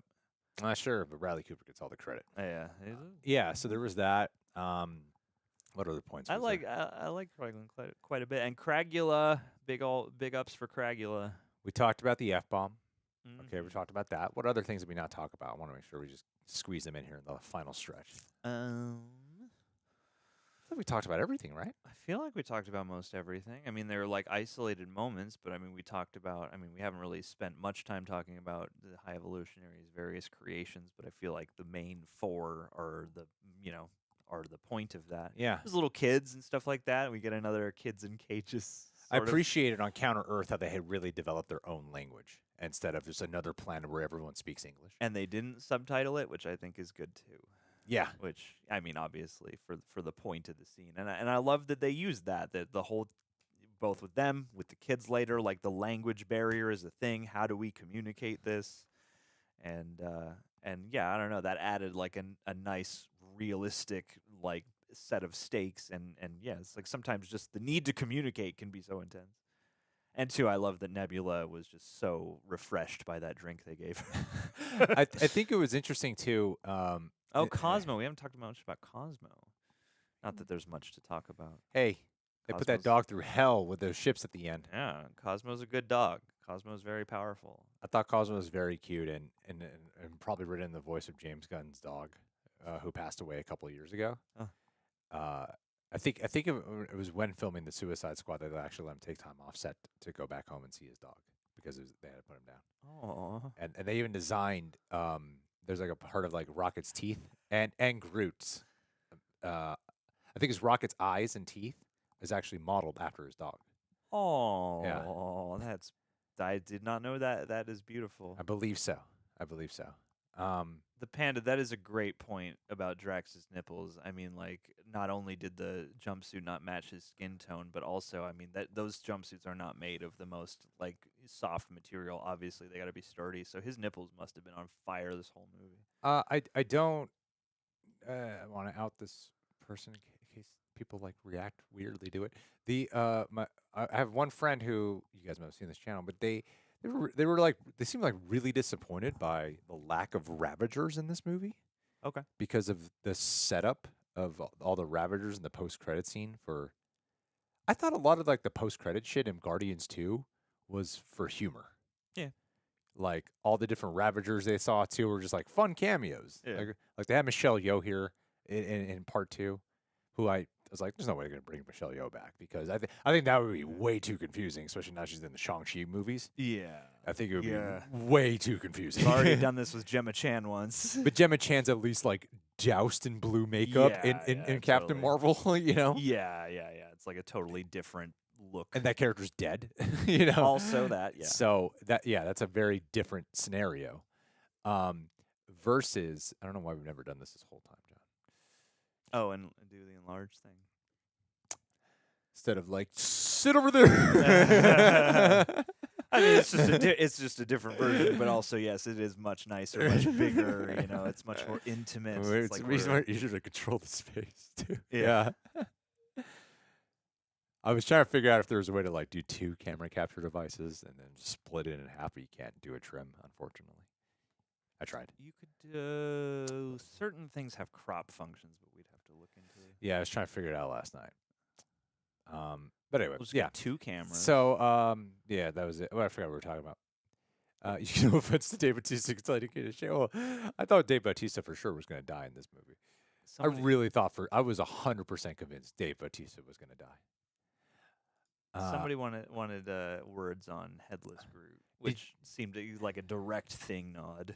Did you guys catch in the poker scene when Cosmo and Kraglin are there that the person is who tries to have the orb to? Yeah. Yeah, It's the guy jeweler or something. Yeah, give the orb to in the first movie. I thought Stallone did a good job here. I thought he was actually better here than he was in the last Guardians. I thought in the Guardians 2 he was kind of distracting. Yeah, and I mean, but that's I think such now like a he's personal thing. Now he's like familiar with the world. Yeah. So I think and also working with James Gunn now a couple of times. Yeah. That I think it was a little bit easier for him to adjust to this movie. Yeah. It seems like, and I thought, like, I wasn't even thinking about him, and I was like, oh, that's right, of course he might show up. And, yeah, I thought he did fine. I thought he did a fine job setting up the next leg of the mission, basically. The creepy human... I think there was something that James... It's funny, okay, so my wife very sensitive to animal deaths. You're bringing up creepy animal humanoids. And I thought this was a fascinating choice. Because I was like... right before the movie started, I leaned to John and I said, okay, so because I was like, I have to like shield my wife from any animal death. I was like, okay, so there's a turtle and then like Lyla and the others, right? Yeah. I was like, is there any more? He's like, do you care about the war pig? I was like, no, it's not a big deal. It's a war pig. And then when I was watching the movie, and then because my wife cried so early on, and then when the war pig finally came on screen, like, oh, that is kind of a disturbing imagery and the implications that they converted a pig into this. Yeah. And I had just I had already like walked her out of the theater with the Lyla death scene and then brought her back in when Rocket was escaping in the ship. And then moments before the war pig got his head torn off, moments before. Because I just remembered how it took me. I couldn't remember how the war pig died. And then I was like, the scene was coming up. I suddenly remembered, and then I turned to her and I was like, "Do you care if that thing dies?" And she's like, "Yeah." And I was like, I covered her eyes. Like, About to die terribly. She had glasses. I thought of Bebop too from TMNT. Yeah. She had glasses on. I totally just like smacked her glasses, and I didn't want her to see it. Sure. But I didn't catch it. And I was like, oh, I totally forgot. I was like carrying this pig's head around too. For like a few minutes there, or for at least a few shots. Yeah. So that was interesting to me is like and then what's the other one who's with the war pig? What is that? Some kind of falcon or bird? What the fuck is that? I couldn't tell. Yeah, because it's got like a beak, but I couldn't tell if it was a bird or a lizard or something. Because the implications of that, even like the octopus is like, well, these are still animals who Oh, are. Judy Greer was War Pig. Okay. That was her voice. Okay. Yeah. I couldn't tell the one in Ant-Man. Yeah. Oh, okay. Yeah. Why not? That's cool. I couldn't tell. Not couldn't tell. What am I trying to say? What I found interesting. Okay, yeah, we got to end this room soon. What I found interesting was that I wonder if in an R-rated movie, if James Gunn still would have the way how he leaned into Starro. Yeah. Like this is a tragic thing for Starro in a lot of ways because Starro's like kind of not evil. I mean, he does some like fucked up things, but victim he's of not. circumstance. He's not that evil. Yeah, victim of circumstance. And so is every animal here that is portrayed as being an evil villain that they have to kill, right? In this movie, like Yeah. every single creature they're fighting at the end, there's an underlying context of these are animals who were converted. Yes. But the movie can't have. You got to have some type of like celebration of awesome finale action because if you're too aware of that in a hallway fight, then you're like, well, it's kind of fucked up, man. Just murdering these abused animals, right? I think they try to bridge that gap by being like, these are tragic creations. However, they call them the hell spawn, and they are clearly, I don't know. I mean, they're like organized enough that they're not just killing all the time, but it seems like their main function is to harness that aggression he's been trying to build out of the rest of them. So yeah. I don't know. Yeah, it is an interesting ethical question. And I do appreciate at least that the movie at different times touches on, again, just like the complication of that. Even as they are saving the animals, someone gets attacked by the monkey. Them at the end having to save these, settlers from the stampede, and it's like, do you ever feel bad for them? Yeah.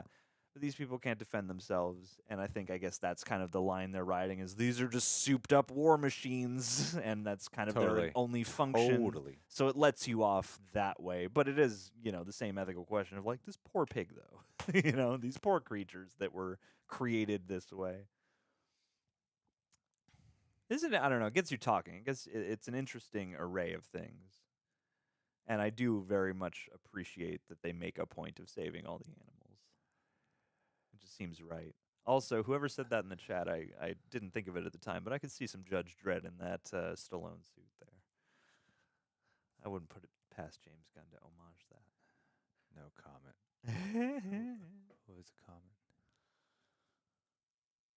Yes, 1,000%. Wait, let me correct. 1 million. No, let me direct it to John. 1,000,000%. You're more than me. Yeah. You're 1,000,000% more than I am at whatever it is. Whatever it is, you are 1,000,000% more. I'm even better at guitar. Yes, you are. I mean, know you've more written about more music. complete songs than I have. Yeah, see, tell me, John.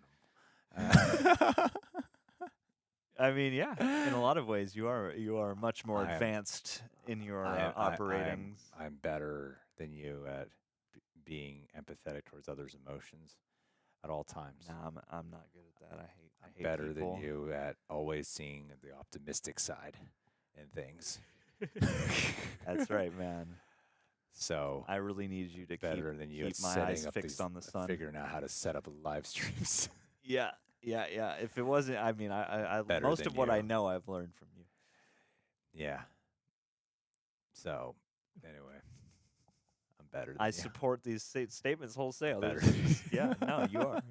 and it's good to be reminded of this periodically just so that I know my place. Please do. Please do. Yeah. All right, guys. Where are we ending this stream? I love to check it to see like where we ended it at. I wonder what our peak concurrent viewers were at. Oh, goody. Let's find out. Oh, that line did get me. I don't think it was my favorite line necessarily, but that whole like there is no God, that's why I stepped in was like That was a great yell line. Woof. I commend that yell line because it seems like that just slipped. and of all moments for then a like a righteous mutiny to happen, I was like, yeah, you earned that. When they all put up the blasters, I was like, I mean, this isn't gonna work, but also totally, guys. Yeah, homeboy totally let that shit slip. I thought that was great. Yeah. Ugh. and they're so, again, like, whatever you do to get those actors at that point where it feels like something that was just blurted out is beautiful. Alrighty, guys. Well, we're going to call this a day. I want to say thank you so much for being here. Love all you. Thanks to John for introducing Greg to Doctor Who. Do you remember the day, John, you sat me down and said, hey, I'm introducing you to Doctor Greg, Who. listen up. This is Do my you friend, the Do you Doctor. remember that, John? That's right, man. I set up Was a it whole a recommended research thing that we're like, we should cover Doctor Who? Yeah, it You wasn't. sat me down and said, I'm introducing you. It wasn't upon the idea of like maybe we should do watch-alongs for Patreon, and then us both, I think, having the idea of Doctor Who's massive. Yeah. Let's do it. No, yeah. I'm glad I was able to connect you to my You friend. did the it, Doctor. John. That's You good introduced me network. to Doctor Who. Couldn't be happier. I know it's your favorite show that we cover here. And I'm better than you in every way, John. You are. That's why you're going to be at Flappers tomorrow at 5 p.m. in Burbank, and you all should come. And buy a shirt, too. Buy a shirt and buy a Also, Flappers. get some MeUndies pants. And while you're at it, download Star Trek Fleet Command. Yes, please do that. And hey, Get yourself some G Hey, Fuels God. as well. And anything multiple else? streams of income to stay afloat these days. Yeah. Alrighty, guys. Thank you so much for being here. Before you head out, if you can leave a like, that'd be incredible. This was a lot of fun. Let's say bye to everyone, John. Bye, Jen. Colin Bye, Mika. Hannah. Love you too. Bye, Ahmed. Ooh, Bye, the Pandemic Skywalker Jones, Radio. Zolo 1, Bye, Chow Bros.